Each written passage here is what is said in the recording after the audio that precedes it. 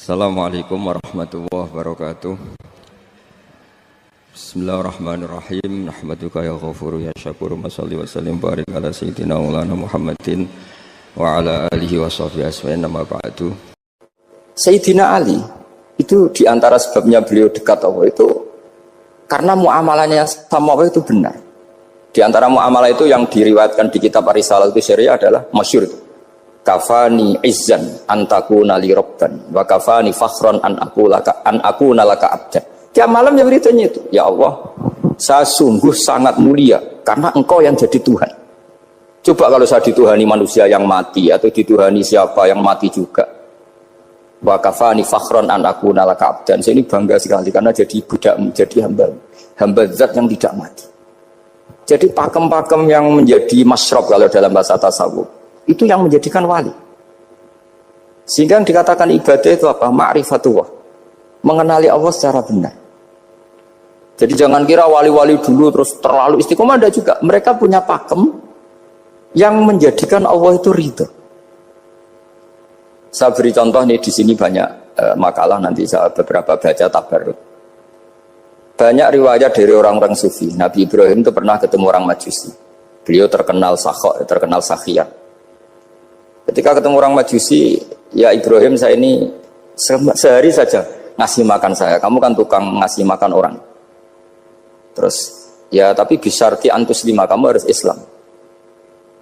Fikihnya Nabi Ibrahim adalah, kalau saya menolong dia berarti nolong orang kafir. Setelah orang itu lewat, berlalu karena Nabi Ibrahim gak mau hormat, Allah memberi wahyu ke Nabi Ibrahim. Kenapa ya Ibrahim tidak kamu terima satu hari, kamu kasih makan satu hari? Ya karena dia Majusi. Kata Allah, dia umurnya berapa? 60 tahun. Tanyakan, pernah kelaparan kan hanya hari ini? Iya ya Allah. 60 tahun dia kafir tak kasih makan. Minta kamu sehari aja kok gak boleh. Akhirnya Nabi Ibrahim dipanggil orang Majusi, dikejar dipanggil. Ayo tak kasih makan satu hari. Kok kamu sekarang jadi baik? Habis ditegur Tuhan. Terus kata, ahakada yu'amiluni. Apa seperti itu Tuhanmu mengu'alamalai saya? Ya na'am. Akhirnya Islam orang Majusi. Jadi itu lagi-lagi ilmu. Jadi yang dikatakan ilmu itu satu teori atau kalimat atau apa saja yang menjadikan kita ini pakem. Meskipun pakem itu kadang sulit diterima orang-orang khusyuk. Orang khusyuk itu ya nyun sewu ada sisi nakalnya. Makanya Mbah Mun sering kayak jargon masyhur. Zada khusyuan, zada jahlan, tambah khusyuk tambah bodoh. Bukan bodoh dengan makna salah itu enggak. Memang kadang terus anti ilmu. Misalnya gini, ini contoh yang karena saya ini mengkhidmati ilmu, saya beri contoh yang urusan ilmu. Ada orang sujud diinjek orang fasik, kepalanya diinjek orang fasik. Terus si orang yang sujud tadi ini ada di Sahih Muslim, juga ada di Ihya. Wallahi la yaghfirullahu laka. Pakai sumpah, wallahi la yaghfirullahu laka. Allah langsung mewahyukan ke Nabi fi hadzal zaman, fi tilkaz zaman atau fi dzalikaz zaman. Man dzalladzi yata'alla alayya alla aghfira li fulan qad ghafartu lahu wa ahbattu amalak. Katakan ke orang itu, siapa yang mencatut nama saya yang hanya berstatus tidak memaafkan. Itu enggak fair. Saya ini Tuhan kok bisa yaghfir, bisa yu'adzib. Kok sifat saya tinggal satu, yu'adzib itu gimana? Dicatut separuh itu Allah tidak terima. Tapi kalau kita baca Quran, saya ini sama orang fasik ya benci. Saya ini orang soleh, setidaknya pura-pura soleh lah. Karena di depan para kiai. Tapi mau tidak mau, ketika Allah mensifati dirinya tentang orang munafik gimana? Wa yu'adzibal munafiqina in sya'a au jatuh. Itu cocok tidak cocok, potensi memberi tobat itu ada. Meskipun sama kalau orang munafik, tapi ya tetap bacanya wa yu'adzibal munafiqina ya in sya'a au jatuh. Rasulullah kayak apa bencinya dengan Wahsy karena qatilu Hamzah. Tapi Nabi tunduk sama konstitusi Quran. Laisa laka minal amri syai'un aw yatuba alaihim aw yu'adzibahum. Akhirnya Allah malah memberi tobat sama qatilu Hamzah, yaitu Wahsy. Ini pentingnya baca lagi. Kalau kita tidak baca, hanya khusyuk saja, tidak baca, pasti sama orang yang menginjak orang sujud tadi, yang nginjak pasti salah, nggak dimaafkan. Bongso pasti. Pertanyaannya adalah, betulkah Allah punya sifat satu, yaitu yu'adzib? Makanya kalau kita baca, misalnya baca Quran, walillahi mulkus samawati wal ard, ya sudah, yaghfiru liman yasha wa yu'adzibu man yasha. Kalau nuruti rasa kita, ya inginnya ke kita, yaghfir, ke orang lain yu'adzib. Tapi Tuhan kan nggak terima. Saya ini Tuhan kok didikte makhluk saya ini gimana? Nggak bisa. Sehingga ya ini lagi-lagi ilmu. Makanya saya cocok tidak cocok itu suka baca. Saya suka sekali baca, mulai ulama dulu, ulama modern, setengah dulu. Mulai ulama yang kedunian sampai setengah kedunian. Suka. Saya dulu tuh gak suka uang. Karena saya memang tadi, mbah-mbah saya dari bapak itu wali mas tadi. Mulai Mbah Soleh itu suka bully mertuanya, jadi saya alhamdulillah dia jujur. Mbah Soleh itu menantunya Raden Asnawi, itu ya bully-bulian sama ini terus ditiru beliau ini. Itu gak suka sebenarnya. Saya itu ya pokoknya tadi kalau orang daftar wali itu kan gak suka sama. Karena mereka nangis ketika Allah ngendikan wa aqridu atau ayat-ayat anfiku atau orang baik disifati wa aqridu wa qardan hasanah. Itu hadal khitab li ahlil jibdi wasarwah. Ini khitab untuk orang kaya. Kalau isin Gusti jenengan nampen ngongkon infak kok kalau diinfaki. Jenengan nampen ngongkon ngamal kok kalau di ngamali. Jadi maka yuhibbunal mal, mereka tidak suka harta. Walakin diana luladzatal khitab bil infak, dan itu harus kaya dulu untuk bisa infak. Jadi itu uniknya. Akhirnya saya Imam Sa'roni penting juga kaya. Jadi wali untuk suka harta itu nunggu diperintahkan Allah. Alhamdulillah kita tidak, sudah wali dulu karena sudah senang harta wali. Jadi kayaknya keren kita dibanding wali-wali itu. Artinya wali itu tahu pentingnya harta setelah jadi wali. Kita alhamdulillah mulai kecil sudah tahu pentingnya harta. Kayaknya kita lebih wali. Imam Syafi'i itu dulu gak suka sama orang kaya. Saya berkali-kali ceritain. Karena dia dididik Sufyan As-Tsauri, Sufyan bin Uyainah. Tapi ketika ketemu Imam Malik itu kaya raya. Meskipun dia hidupnya sederhana, tapi kaya raya. Pas beliau mau, Imam Syafi'i dia agak-agak sopan kalau sekarang tanya, setelah jenengan ilmu yang saya harus ambil siapa? Kata Imam Malik, yang sealim saya itu sudah meninggal Abu Hanifah, tapi muridnya masih, namanya Muhammad bin Hasan Asy-Syaibani. Kamu datang ke sana. Semalam itu Imam Malik dikasih uang 500 dinar. Padahal 1 dinar itu 4,25 gram, bisa dihitung berapa ratus juta. Terus separuhnya dikasihkan Imam Syafi'i. Nah, tidak kasangoni. Pagi-pagi diajak ke Baqi. Dulu Baqi itu ada kafilah rental unta. Mana kafilah yang mau ke Irak? Kita, ya sudah ini antar, tak bayari. Diantar Imam Syafi'i. Diantar ke Imam Muhammad bin Hasan Asy-Syaibani di Irak. Itu ketemu Muhammad bin Hasan Asy-Syaibani pertama itu apa? Beliau itu kalau ngitung uang di meja. Emas-emasnya di meja, uangnya dolar, semuanya di meja. Tambah kaget, ini saya sama Imam Malik ingkar, ini malah lebih parah lagi. Kata Muhammad bin Hasan Asy-Syaibani, "Atajabu min hadza." Kamu kagum dengan ini, merasa aneh? Iya. Ya sudah, ini tak kasihkan orang fasik, tinggo demenan, tinggo judi. Jangan, jenengan saja. Kalau jenengan kan orang soleh dipakai kebaikan, berarti orang soleh boleh kaya. Angsal-angsal kan gitu. Semenjak itu Imam Syafi'i kebablasan. Sampai fatwa kiai fakir itu haram. Kiai bisa bikin rumah bagus, bikin rumah jelek, haram. Puasa al-Islam ya Allah wala yulah. Nah, lagi-lagi kebetulan kita sebelum ngaji Imam Syafi'i sudah seperti itu. Jadi ini justifikasi. Lagi-lagi itu ilmu. Saya ulang lagi itu akhirnya saya membaca kitabnya Imam Sa'roni namanya Al-Minanul Kubro. Itu beliau cerita wa mimma manallahu alaihi. Kesannya kayak orang sombong. Tapi sebetulnya yang sopan itu yang sombong. Karena Imam Sa'roni kan bilang, kamu harus memaklumatkan diri kalau antum minal ulama il amilin. Kamu termasuk ulama yang amilin. Terus ditanya sama orang-orang, bagaimana kalau nyatanya enggak? Kamu tadi subuh sholat, iya saya sholat. Kamu tadi zuhur sholat, iya saya sholat. Kenapa ketika kamu maksiat ingat terus, ketika kamu taat tidak ingat? Berarti kamu anggap Allah itu menyesatkan kamu tapi tidak pernah ngasih hidayah sama kamu. Pas delok rondo ning dalan kok maksiat, bar salat ora tau syukur, bar dhuwur ora tau syukur, bar asar. Berarti kan nyifati Allah, hari ini Allah ngasih saya maksiat. Sementara lupa kalau Allah ngasih salat dhuwur, salat asar, salat maghrib, salat sudah di situ al-Minanul Kubro, orang itu soleh semua. Nah, saya itu termasuk orang yang didikte oleh kitab, terbentuk oleh kitab Al-Minanul Kubro. Jadi di situ hidup itu enak semua. Makanya saya itu masih ingat dialeknya dua orang alim. Nggak berusaha sebut, ini agak sensitif. Karena ceritanya itu ada anaknya kiai mau nyalek. Karena dia anaknya kiai tanya, Mbah, dalilnya nopo nanti yang kepingin jadi jabatan, mencari jabatan besar. Kalau yang jawab tak sebut gak apa-apa namanya. Jawabnya Mbah Mun, oleh gak apa-apa. Nabi Yusuf juga boleh jabatan. Terus beliau baca qalat alni ala khuzainil ardi inni khafifun alim. Nabi Yusuf juga boleh jabatan ya Rabb. Di debat sama orang alim. Itu Nabi Yusuf, syariatnya itu mansukhoh bi syariati Rasulullah Muhammad SAW. Setelah tamunya pulang, Mbah Mun dibantah gitu. Dari Mbah Mun gini bilang, anut kiai wae oleh pemenang anut Nabi. Sama ingat kalimatnya. Anut kiai wae oleh pemenang anut. Artinya Nabi Yusuf kan minta jabatan ij'alni ala khazainil ard. Jadi akhirnya semenjak itu fikih-fikih ilmu tadi saya ulang lagi. Akhirnya saya cari, termasuk saya disuruh bangun. Saya golekno dalile nak wong soleh kok oleh jabat. Hatiku, wong dalil kok diorder saya ya sempat. Ternyata saya cari-cari ya tadi am yahsudunan nasa alama atahum wa min fadli faqad ataina ala Ibrahim alkitab wal hikmata wa atainahum mulkan azim.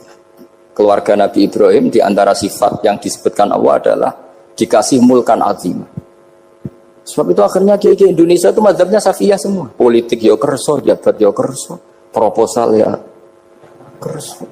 Saya ini, maksud saya ini yang menyelamatkan ilmu. Kalau orang khusyuk pasti gedeng. Kiai kok gelem proposal, kiai kok para pejabat. Tapi orang ilmu setuju. Nah saya nggak tahu setujunya itu bawaan ilmu apa bawaan nafsu tadi itu yang mulai saya datang.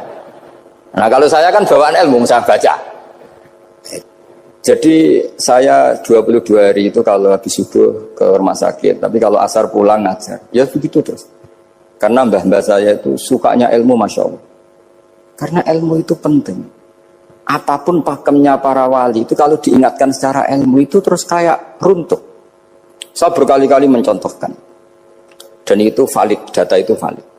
Sufyan bin Uyainah itu orangnya khusyuknya Masya Allah. Gurunya Imam Syafi'i, gurunya Imam Malik. Itu beliau menceritakan dalam kitab Khilyatul Auliya. Nabi Isa itu senengannya itu ceria sekali.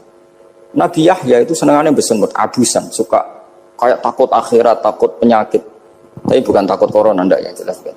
Saya akhir-akhir ini fatwa, sekarang jangan baca Uwais Al-Qarani, tapi Al-Qarni. Meskipun saya tahu ada yang baca Qarani di kitab-kitab, ada yang baca Qarni. Tapi sekarang wajib dibaca Al-Qarni sementara. Sekali dibaca Al-Qarani itu nisbatun ilah. Iya, jadi makanya ini untuk sementara dibaca, ngikuti yang baca Uwais Al-Qarni. Meskipun di sarah-sarah apa bi fathir ra wakila bi sukun, ya sudahlah sekarang harus ijma dulu Al-Qarni ya, karena kalau Al-Qarani itu akhirnya Nabi Isa ditegur sama Nabi Yahya. Mali aroka dohikan ka'annaka ta'manu min makrillah. Saya melihat kamu kok suka tertawa, seakan-akan kamu merasa aman tidak kena adabnya Allah. Nabi Isa akhirnya balas tanya, Mali aroka abisan ka'annaka tai'asu min rahmatillah taknatu min rahmatillah. Kowe mbesenggut wae koyo dunia orang rahmat, anane corona tok. Padahal ya ono mangan, ono guyon, ono nikmat. Dan itu figur besar, akhirnya kita tahu. Dan saya sering cerita juga, setiap dakwah itu Nabi Isa nyari syirarun nas, Nabi Yahya cari khiyarun nas. Tentu alasan Nabi Yahya gampang, berteman orang baik itu baik lah, nyaman, terus akibatnya juga baik. Nabi Yahya enggak. Limada tanzilu ala syirarin nas. Kenapa kamu singgahnya ke orang-orang yang buruk? Ana tabibun udawil mardo. Saya ini dokter, tentu menyembuhkan yang sakit. Akhirnya terus di Indonesia banyak kiai yang kancanan orang fasik ya banyak. Tapi ya tentu yang benar itu yang mensolehkan yang fasik. Yang mesti salah yang menjadi fasik karena ketularan yang. Tapi itu lagi-lagi apa? Ilmu yang bisa menjadikan kita percaya itu ilmu. Saya tuh suka sekali baca kitab yang berbeda. Saya sekarang baru belajar kitab orang-orang Hanafi, orang-orang Maliki. Saya kemarin dikirimin hadiah oleh keluarga Pak Kures. Ada tanda tangannya Pak Kures dari Habib Ali, dari keluarga beliau. Jadi kitab namanya itu Sarah Bukhari, yang dikarang orang India, orang modern, Anwar ya, Kiai Anwar Shah, orang-orang India ya, orang Shah. Itu beliau termasuk mujaddid kalau dalam perasaannya orang India. Mensarai Bukhari ya, kira-kira sanadnya Sayyid Muhammad ke beliau itu 3 atau 4. Beliau termasuk orang-orang yang bisa membentuk India seperti itu. India kan banyak syurahul hadis, termasuk Waliullah Ad-Dahlawi, terus Syekh Yusuf Al-Kandahlawi, banyak lah saya. Itu beliau cerita di kitab-kitab itu bahwa ilmu itu harus diungkapkan. Terus beliau cerita banyak tentang kewalian. Sampai dalam cerita kewalian itu unik. Dan terus kayak jadi wali itu gampang sekali. Ya di antaranya itu wali itu mau modal rasido. sab'atun yuzilluhum wa fi dhillihi yauma la dhilla illa dhilluh. Itu diantaranya itu wa rajulun da'athu imra'atun dzatu jamalin wa mansibin faqala inni akhafu. Mau modal gak sido. Wis dijak wong ayu menarik muni ra gelem. Modal ra gelem iku iso dadi wah. Iku yuzilluhum wa fi dhillihi yauma la dhilla. Ya. Nah, masalah kita ora digelemi lah itu masalah. Itu sangat. Jadi gampang sekali dalam kitab Al-Minanul Kubra. Dan kalau baca itu enak. Misalnya gini, tentu masa lalu kita yang buruk itu tidak diceritakan orang lain. Dan itu kadang karena gengsi. Tapi kalau melihat hadisnya Nabi itu gampang sekali. Kullu ummati mu'afan ilal mujahirin. Umatku semua itu dimaafkan. Kecuali yang memperlihatkan salahnya dosanya. Jadi nggak boleh kalau sampean sekolah nggak naik kelas cerita anaknya. Kalau saat dulu nggak naik kelas, kalau punya utang koperasi nggak pernah bayar, nggak boleh cerita seperti itu. Kalau ditanya, bapak dulu pinter nggak? Oh pinter sekali. Harus bilang gitu, pinter sekali. Pernah ranking sekali, sudah nggak apa-apa itu. Meskipun dengan makna yang lugawi ya. Saya dulu iskal. Kan nyon sewu saya ini sering diparani orang yang mau tobat tercerita. Saya dulu sering main perempuan, sering mabuk, tapi sekarang saya mau tobat gini-gini. Karena ini orang awam, tak terima. Tapi saya bilang gini, kamu jangan cerita ke anak kamu. Terus dia cerita, tapi kan saya harus jujur. Karena ilmunya dia baru terlalu jujur itu penting gitu. Terus pokoknya menurut kula ora oleh cerita, pokoknya ora oleh cerita. Ya guys, oke nurut. Setelah itu saya nyari-nyari sarah, termasuk kitab itu. Kok bisa orang yang tidak mujahirin, orang yang menutupi salahnya malah dimaafkan, yang cerita jujur pernah salah malah tidak. Sangen-angen bener. Misalnya seorang bapak cerita, "Cung aku dhisik nak pacaran tak ambung." Misalnya, anaknya mesti suatu saat kan dia puber. Mesti nak ngambung niru bapak. Nah, kalau yang cerita itu ribuan atau jutaan. Cung aku zaman yang pondok iku rezekiku kok bodoni. Kan terus jadi syariatun muttaba'ah. Apalagi yang cerita ini ternyata jadi kiai, ternyata gitu ya tetap jadi kiai. Jadi kalau pura-pura soleh di rumah, pura-pura soleh, seakan-akan di pondok tidak pernah kodok, tidak pernah setor meluntir, tidak pernah apa kan? Katanya, lalu lucunya, oke itu alasan. Alasannya Imam Ghazali itu paling masuk akal. Ini saya cerita, illa aliman barokahnya baca Imam Ghazali. Fa inna wa ta'ala yakrohu zuhurul ma'asi. Wa min asbabi zuhur adalah al-mujaharah. Karena Allah itu gak suka maksiat itu begitu kelihatan. Dan awal dari kelihatannya maksiat adalah semua orang cerita. Akhirnya maksiat dianggap biasa saja. Jadi kalau semua orang cerita zaman mondok nakal itu akhirnya semua orang yang nakal, oh itu niru kiai ini karena ini niru kiai. Kan repot. Tapi kalau semua kiai sok suci atau suci betul, dan semoga ya suci betul, kan yang maksiat yang mau maksiat ini nggak punya alasan karena masternya nggak pernah maksiat. Meskipun sebagian yang seudon nggak pernah konangan, nggak tahu pokoknya yang penting seperti itu. Itu hebatnya konsepnya. Saya dulu ya eskal loh. Kok? Ya tadi kullu ummati mu'afan illal mujahir. Saya dulu eskal. Tapi setelah baca Ihya kata Imam Ghazali, karena Allah itu enggak suka zuhurul ma'asi. Allah enggak suka kalau maksiat terlalu muncul. Dan termasuk sebabnya muncul adalah setiap orang jujur menceritakan masa lalunya. Sebab itu kita sebagai orang Islam yang entahlah istilahnya apa. Kalau istilahnya Mas Najib Islam Nusantara atau moderat macam-macam lah. Saya termasuk orang yang sebetulnya ingin gak setuju, bukan karena menentang. Nanti ngapalkan firqahnya kebanyakan. 72 aja ngapalkan banyak ditambahi Islam Nusantara, Islam moderat, Islam garis. Apalagi itu? Oh garis lurus. Ada yang lagi lucu. Ya macam. Tapi setelah saya ulang lagi, setelah baca banyak, itu akhirnya menjadi tahu. Karena apa ya? Fitrah salimah kita. Misalnya gini, ada cerita di kitab-kitab. Nabi Musa pernah istisqa nggak mandi. Kan nggak terima, dia seorang nabi kok istisqa nggak mandi. Saya ini kali muka ya Allah, kenapa doa saya nggak mandi? Terus kata Allah, inna fihim namaman. Di antara yang berdoa sama kamu, yang istighosa kubro itu ada yang namaman, tukang adu-adu. Nabi Musa ngajari Tuhan. Ya Allah kan gampang, kasih tahu dia siapa tak usir, supaya tidak ikut istighosa, kan selesai. Terus dari pengiran lucu. Saya ini Tuhan, anha anin namimah. Saya ini Tuhan yang mengharamkan namimah. Maka saya tidak akan namam. Anha anin namimah wa akunu namaman. Saya ini mengharamkan adu-adu kok terus. Dudono sing kan ya sudah Gusti kalau gitu. Lalu solusinya gimana ini? Nanti solusinya gimana Tuhan? Ya sudah kamu nyari hamba saya yang namanya ini. Cari sama Nabi Musa. Ketemu orang namanya hitam. Makanya saya sama Mas Nadim itu sungkan karena di antara wali itu ada yang hitam. Oh hitam terus nggak apa-apa ini biar impas, biar saya sampean bisa jadi wali karena madlum kan. Itu ketemu. Setelah ketemu sama-sama nur. Anta bareh, ya saya bareh. Terus anta Musa, ya saya Musa. Kenapa kamu tahu? Dikasih tahu Allah. Ini karena sama satu nabi, satu wali.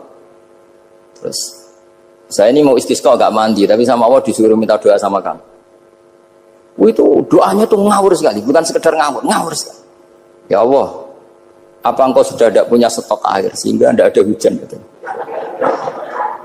Apa angin-angin sudah tidak nurut sama jenengan sehingga tidak bisa menghalau awan untuk menurunkan hujan? Maka ada Musa ajab disawi itu di semua kitab. Musa hampir saja jotos, dianggap doa yang tidak sopan. Tapi kata Allah, la tadribhu ya Musa fa innahu adhakani fil yaumi salasa marrat. Dia bisa bikin senyum saya sampai 3 kali. Lu soal mereka maksiatuhum la tadruka. Maksiat mereka itu tidak ngefek ke engkau kok jenengan pertimbangkan.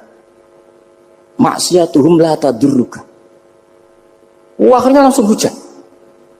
Jadi kadang doa itu ada yang ngawur. Maksiatuhum, makanya saya itu kadang berani berdoa Indonesia aman. Secara fikih ya kadang kok nak gak ono apa-apa sing maksiat meneh. Kadang yo mikir. Yo nak sing taat meneh, tapi kok nak ora ono apa-apa sing maksiat yo maksiat meneh. Saya pernah ketika Jogja sering gempa itu pernah mau berdoa. Ya Allah semoga bebas dari gempa, tapi terus saya mikir. Memang kalau nggak ada gempa ya yang sholat aman, tapi yang maksiat juga daripada menggurui Allah sudahlah, tidak berani berdoa sudah Gusti ini dunia ini jangan pun terserah jenengan.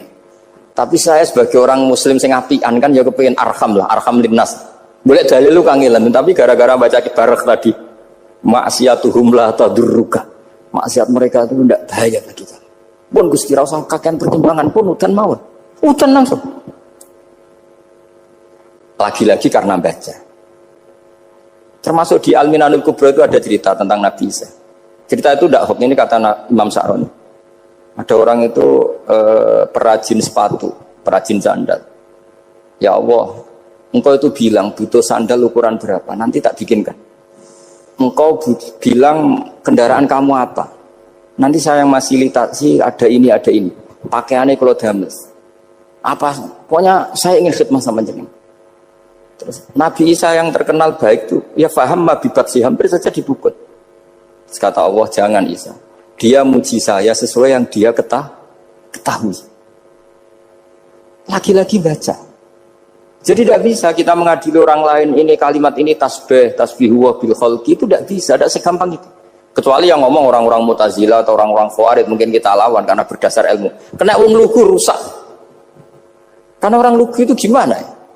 Seperti Ahmad ditanya, kamu mukminah? Terus dites sama Nabi, aina Allah? Fa asyarat ila sama. Allah di langit. Coba kalau kamu tauhidkan, Allah la yakhullu fi makanin. Berarti kan masalah itu karena Allah laisa kamitslihi. Saya juga pernah diprotes kiai, kenapa ada istilah senyum, istilah susah? Padahal Allah enggak pernah susah. Tak tanya gitu. Saya kan sering bilang Allah susah, Allah apa? Gus, kok gitu? Padahal Allah kan enggak pernah. Tak tanya, kamu hafal Quran? Enggak. Ya sudah, baca aja ayat falamma asafunan taqamna minhu. Itu dari asafa itu kan asifa ya safu asafan. Diikutkan wazan afala berarti asafa yusifu. Berarti kayak dengan ata lah.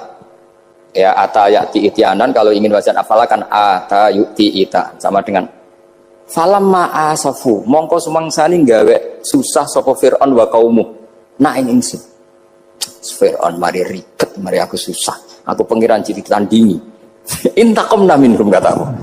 Akhirnya dia itu bilang jebule ning Quran yo istilah Allah susah. Ya sembol aku itu aku hafal Quran dadi spontan bahasaku mbok salah mbok ora iku ana kembarane Quran. Sampean masih khusyuk ora hafal Quran akhirnya yo ngene iki kata saya. Akhirnya jebule ilmu itu penting, wis suwe nah ilmu itu penting kata saya. Jadi ini lagi-lagi illa aliman au muta. Jadi saya tuh dapat barokahnya ilmu. Saya sebagai manusia ya takut mati. Tapi tadi, kalau kadang-kadang melihat mati itu rohah min kulli syarrin. Kita ini meskipun nyun sewu sekarang tidak zina, tidak korupsi, potensi itu tetap ada. Dan yang bisa mengakhiri potensi itu apa coba? Al-maut. Sehingga Nabi mengajarkan kita itu gampang sekali dalam beragama.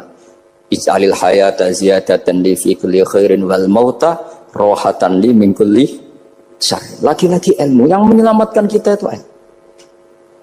Sehingga Umar bin Abdul Aziz ketika mau meninggal, semua keluarganya nangis. Dia tanya, kenapa kamu menangis? Karena engkau mau meninggal. Memangnya setelah saya meninggal mau kemana? Ila Rabbin Karim, ila Rabbin Rahim. Jadi segampang itu untuk melihat. Nah, tapi kalau kita tidak baca, seakan-akan wah mati ngeri nak mlebu neraka piye. Seakan-akan di alam sana hanya ada neraka. Padahal anak indadzoni abdi. Daripada nganggep neraka masalah atau eleng pangeran kan ini. Lagi-lagi baca. La yamutan ahadukum illa wa yuhsinudzanna billah. Jangan sampai seseorang mati kecuali dalam keadaan husnudzon sama. Saya itu masih ingat Gus Yagi pas Bapak gerah itu tak antar ke Karyadi di Semarang. Itu mau kapundhut itu cek guyon. Jong ape mati mbok gawe ning hotel karena di pavilion. Sebelum mau kapundhut cek donga khataman Quran, baca sabbahat khataman. Terus tak khataman Quran, terus ora usah nangis, aku husnul khotimah, terus kamu udah. Terus kok enak maksudnya, santai maksudnya enggak, ya relax aja. Seperti Mbah Mun itu dulu, saya tuh ya aku bela wafati sering ketemu. Ya ada hanya saya, tentu banyak orang sering ketemu beliau. Jawab Mbah Mun, Cung, aku nak mati Selasa berarti aku wong alim, nak mati Jumat berarti aku wali. Kok penak kabeh berarti? Saya sebenarnya ingin tanya, nak Setu Mbah Tahat nih, tapi kok potongannya ora pantas itu. Ketika beliau nyatanya kapundhut Selasa, berarti senang status alim. Artinya orang-orang dulu itu, Imam Ghazali lebih parah lagi. Ya saya yakin ya semua orang Islam mati itu baik. Imam Ghazali lebih parah lagi. Itu beliau kapundhut, itu orang yang perjalanannya 3 hari itu sudah datang semua. Sore beliau beli kafan. Terus beliau bilang ke adiknya, saya nanti kalau mati yang imami orang ini. Jangan makamkan saya sebelum diimami orang ini. Dulu udah ada WA-nya Mas Nadim, udah ada grupnya. Itu ketika beliau sudah beli kafan habis sholat subuh, alayya bil kafni, kafan saya bawa sini. Dikasihkan sama adiknya. Ya Allah, ar-ridho bil intiqal ilal malakil. Jadi saya sudah ridho kalau ketemu engkau.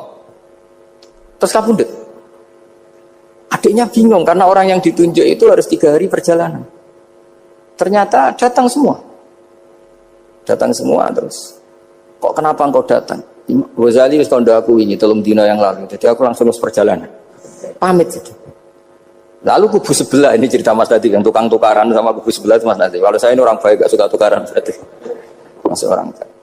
Yang aku orang baik itu penting cara kitab Al-Minanul Kubra, karena kalau ngaku orang elek berarti kenangannya Allah sama kamu itu bikin elek, tidak bikin baik. Itu cara pikiran Imam Sa'roni dalam Al-Minanul Kubra. Kamu kan boleh mengatakan saya habis makan, habis minum. Artinya apa? Kamu habis dapat nikmat. Kamu harusnya juga bilang saya habis ngamalkan ilmu, saya habis dapat hidayat. Wong tadi kamu ya sholat subuh, kamu ya baca Quran. Susah opo sing ngakoni tawabik dari Imam Sa'roni gitu. Senengane kok kalau mau bermaksiat berdelok wong wedok. Memangnya Allah mau amalah mbek kowe mau elek tok atau mau amalah apik? Ini rada provokator, tapi ini cerita ilmu, Makanya saya kenapa tetap hormat Mas Hadif, karena provokator meskipun itu asli, enggak karena baca. Kalau ini asli memang suka sombong memang asli. Tapi apapun itu kan tahu neng Mesir. Jangan-jangan bacanya itu. Saya baca kitabnya, dia ke makomnya Imam Sa'roni kan orang pernah ziarah. Makanya potensinya seperti itu. Jadi saya terus dulu saya itu nih Gus Yagi, bapak itu SK. Bapak itu seneng kancanan wong mlete timbang wong sopan. Saya dulu ya SK.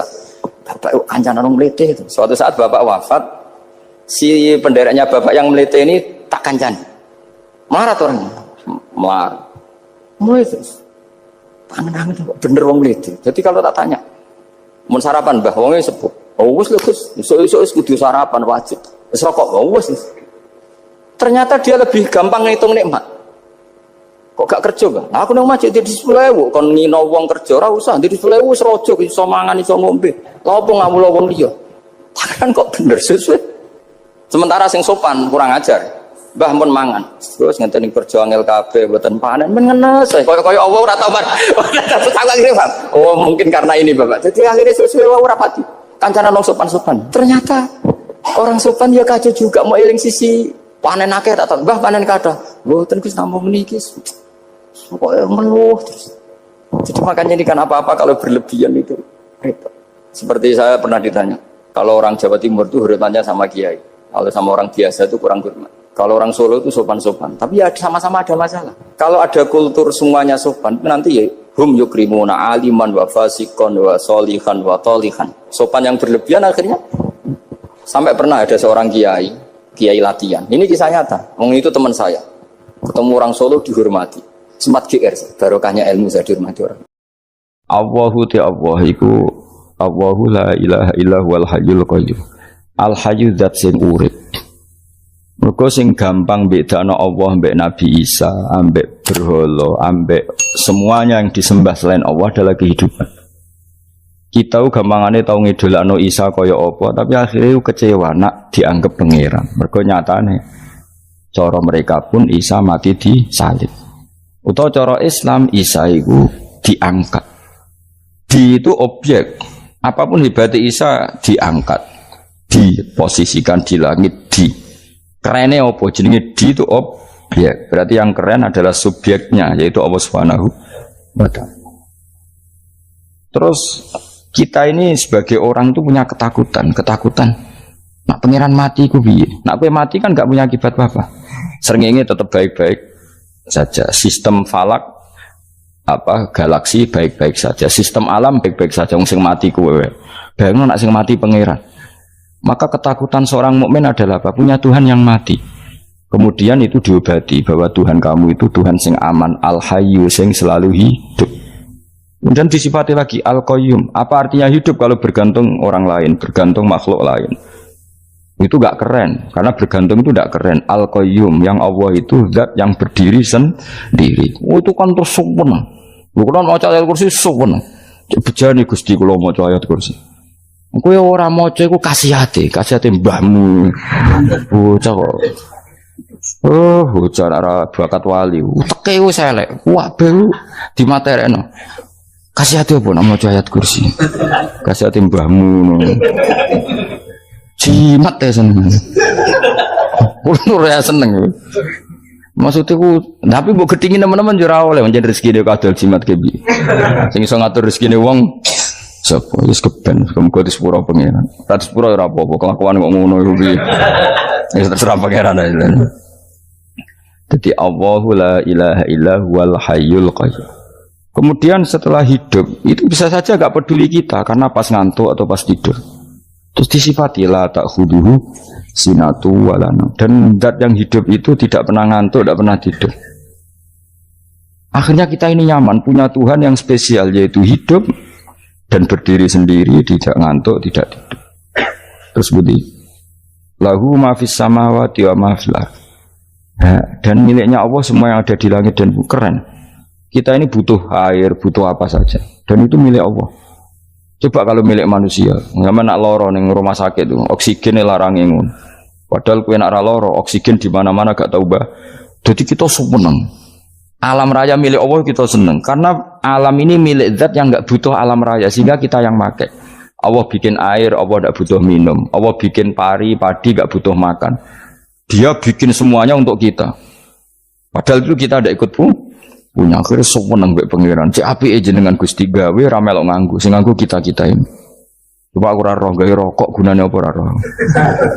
Ya gunane pekerjaan Gus, menyerap tenaga.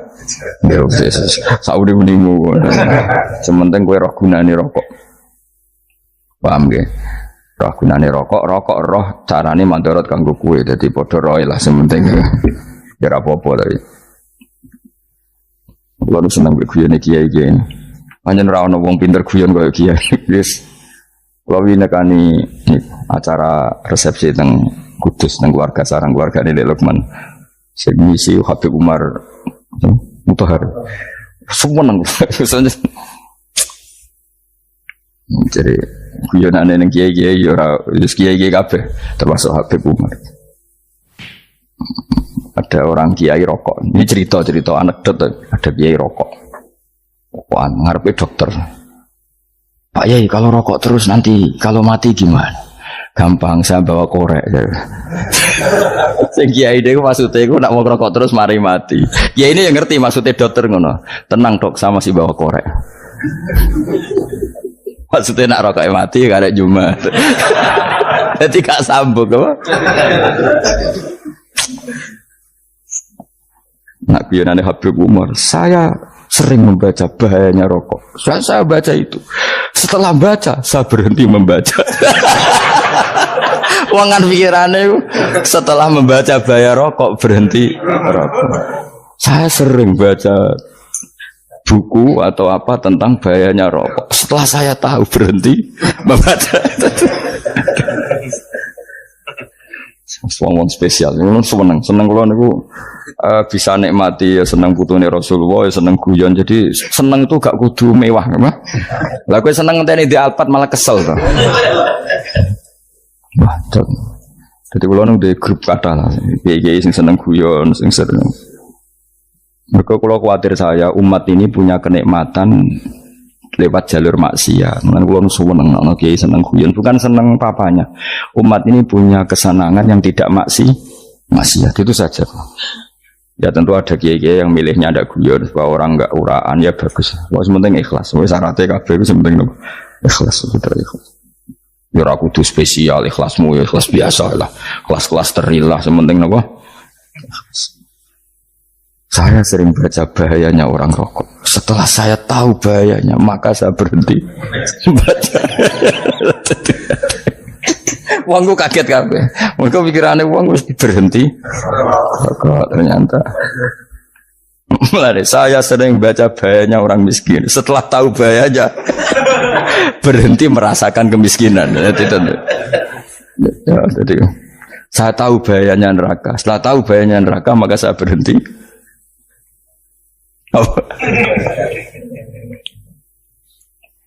Ya, jadi terus disebut lahu ma fis samawati wa ma fil ardi. Terus kita nyaman. Kayak apa kalau alam raya ini milik Cina, milik Singkek, milik non muslim atau milik wong Islam sekalipun. Mesti apa-apa tuku. Repot. Tapi berhubung alam raya ini milik Allah, kita nyaman. Mergo wa izzat sing super lomo, super dermawan, super semuanya. Akhirnya nyaman. Kamane iso turu. Kan kula nang rumah ayat kursi ora iso turu, pe turu. Dan dia maca lesane nggih ati kula maca. Lahu ma fis samawati wa ma. Terus manggal ladzi yashfa'u indahu ila bi'izni. Ketika Allah itu segalanya, tentu yang punya otoritas syafaat, punya otoritas apa saja nunggu izin Allah Subhanahu wa taala. Ayat yang spesial ini. Kemudian kiai-kiai punya cara supaya umat itu hafal. Dibikinlah metode tahlil maca bareng-bareng. Tapi kemudian ya sudah itu nasibnya terus kurang baik. Nasibnya kurang baik. Hanya ada yang bid'ahkan, ada yang setengah-setengah ngafirno. Sing maca ya padha dene ra paham mbek ngantuk bentuk berkat mulai sudah akhirnya terus. Lah sampean bela dikusembelo sing bener wis takok provokator. Sing jelas latih maca iku terus. Dadi Allah pirsa nak macamu ora golek berkat. Tapi nak mau tahu tahlil hati. Eling apa tahu hati? Benda apa? Eling pangeran kok ngenteni wae. Apa iku tunggale. Tahu muni alhamdulillah nate apa nak bermangan. Muni alhamdulillah kok ngenteni bermangan bocah ora karu-karuan. Wong ora bakat wali kok teke wis elek. Jape ku keliru terus. Masih wong khusuk lah, ora bakat wali, khusuk tok tapi wis ruwet, uripe ku ruwet. Lahu ma fis samawati wa ma fil ardi man dalladhi yash'indahu ila ya'lamu ma baina aydihim wa ma khalfahum. Dan Allah tahu apa yang di depan kita, di belakang kita. Terus kita lagi-lagi nyaman. Kayak apa misalnya kita yang lemah ini tidak dalam pengawasan Tuhan. Ketika mana kalau misalnya dia anak cilik, anak itu tidak nyaman kalau ketika main tidak didelok orang tuanya, karena dia tahu ada hal-hal yang dia tidak bisa menggapai dan butuh setiap saat pada orang tuanya untuk membantu menggapai itu. Jadi anak masih senang dolanan, sukanya diperhatikan tetap. Nah kita ini senang sekali main yang dunia ini pengiran diperhatikan Allah Ta'ala, karena Allah selalu tahu kita. Jadi terus nyaman. Jadi semua ayat itu menjadikan kita nyaman. Mane kanjeng Nabi ora sare sedurunge maca ayat kursi, ora sare sedurunge maca surat musabbihat. Dan saya dalam banyak hal niru itu. Nabi urung sare nek ora maca surat Hasyr. Nah aku ijazah iku kowe ora mungkin surat Hasyr ning juz pira kira roh kok dijazahno. Sing iku lho sing diakhiri suti law anzalna hadzal qur'ana ala jabalil la ra'aitahu khashi'am. Itu tapi kok malah kok ngarep subhanallahi ma fis samawati wa ma fil ardi wa huwal azizul hakim. Terus waladzi akhrajal ladzina kafaru min ahli kitab. Ya bener subhanallahi ma fis samawati wa ma fil ardi terus. Tak terusnya terus waladzi akhrajal ladzina kafaru min ahli kitab min diyarihim li awalil hasr ma dzanantum ayakhruju wa dhannu annahum mani'atum husunuhum min Allah fa'atahum tak terusnya serang rapal. Akhirnya ya itu tadi terakhir apa? Ya'lamu ma baina aydihim wa ma khalfahum wala yuhituna bi syai'in min 'ilmihi illa bima. Dan seseorang itu tidak punya ilmu kecuali dengan kadar yang dikehendaki Allah. Bahwa kita ini selalu objek. Punya ilmu ya dikasih, punya rezeki ya dikasih, punya apa saja di. Sehingga status kita makhluk, statusnya Allah khalik, statusnya Allah itu memberi, statusnya kita hanya penerima. Itu bahkan termasuk bab ilmu. Bab ilmu itu tahunya kita ya hanya diberi. Illa bima wasi'a kursiyuhus samawati wal ardo, dan kursinya Allah itu meliputi langit bumi, sehingga kita tahu wah keren. Terus wala ya'udu hifdzuma, dan ketika alam raya sebesar ini Allah tidak pernah capek mengurusnya. Ya, sampean tak pasrahi gawe kok ngrumat srengenge. Sampean ngrumat listrik omahmu lho, kadang kabel pedhot, dope pedhot. Iku Allah ngrumat srengenge mulai digawe nganti saiki. Gak tahu mati. Gak tahu bayar. PLN itu kon gawe 0, sekian gak tahu rusak setahun kon jamin ora ngara iso. Allah gawe srengenge mulai Nabi Adam nganti saiki ora tahu bengkelno. Kowe gak tahu mikir ngono, jen ra wali. Lah srengenge misale error terus pangeran ngumumno, leren sik 3 wulan lagi ditoto. Ya repot dul. Ngono kok ora tahu mikir bocah kok. Lan utek sing anut wali-wali itu teke waras. Nang dhuwit ora di dhuwit sumpek di dhuwit seneng wis ngono tok pikirane. Ora tahu kagum mbek srengenge, ora tahu bengkel, ora tahu. Mergo emang ora bakat wali, itu teke wis innalillahi wa inna ilaihi raji'un. Ngono kok do urip ngono. Habis ben urip pancen nang waya apa? Mati rame-rame apa? Wong donya nek ora ono ya sepi tenan. Gak ana wong gawa nasa ilfat ngalor gitu. Ngaji sepeda dibayar gua paham yang mulai apa yang mulai gua takut ibu juri para mau kaji mau Gus Pak nerang nopo delok rekamane iki atek dong tapi aku luwih seneng ngono timbang kowe nyimpul malah tambah keliru kabeh. Kulo niku paling asline paling ra cocok ngaji disimpul lho uteke beda kok nyimpul terus piye.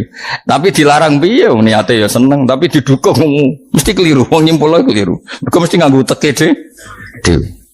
Wis ben kok nunggu rame-rame apa. Kulo kadang mikir ya wong. Saiki PLN ngurus listrik sa Indonesia iku dibagi-bagi per wilayah. Jogja tok kok Bantul tok iku bengkel. Wong nggih srengenge iku langsung bener terus. Nek wong bosan digawe bengi ben ra ketemu srengenge digenti bulan nek enak. Kok bosan matahari, bosan rembulan ana mendung wis turu. Damuk bojo lah laudan selali. Sekarang itu segampang iku ngatur dunia itu segampang itu. Paham ya? Nanti enak lah pokoknya urip wis enak. Pokoke kabeh anut pangeran wis enak. Wala yautu hifdzuhuma wa huwal aliyul azim terus turu. Semun Gusti kula tak tilem seteng dunya baik-baik saja. Sopan nang mbek pangeran. Lah maca ngene kok ngenteni kundangan. Kok kan dadi wali kuwi. Nah sing ora hafal ayat kursi terus ngritik. Ora hafal. Butuh wis hafal lose wis darah di pitalas penting kowe hafal ayat kursi sik. Hafal? Ndak.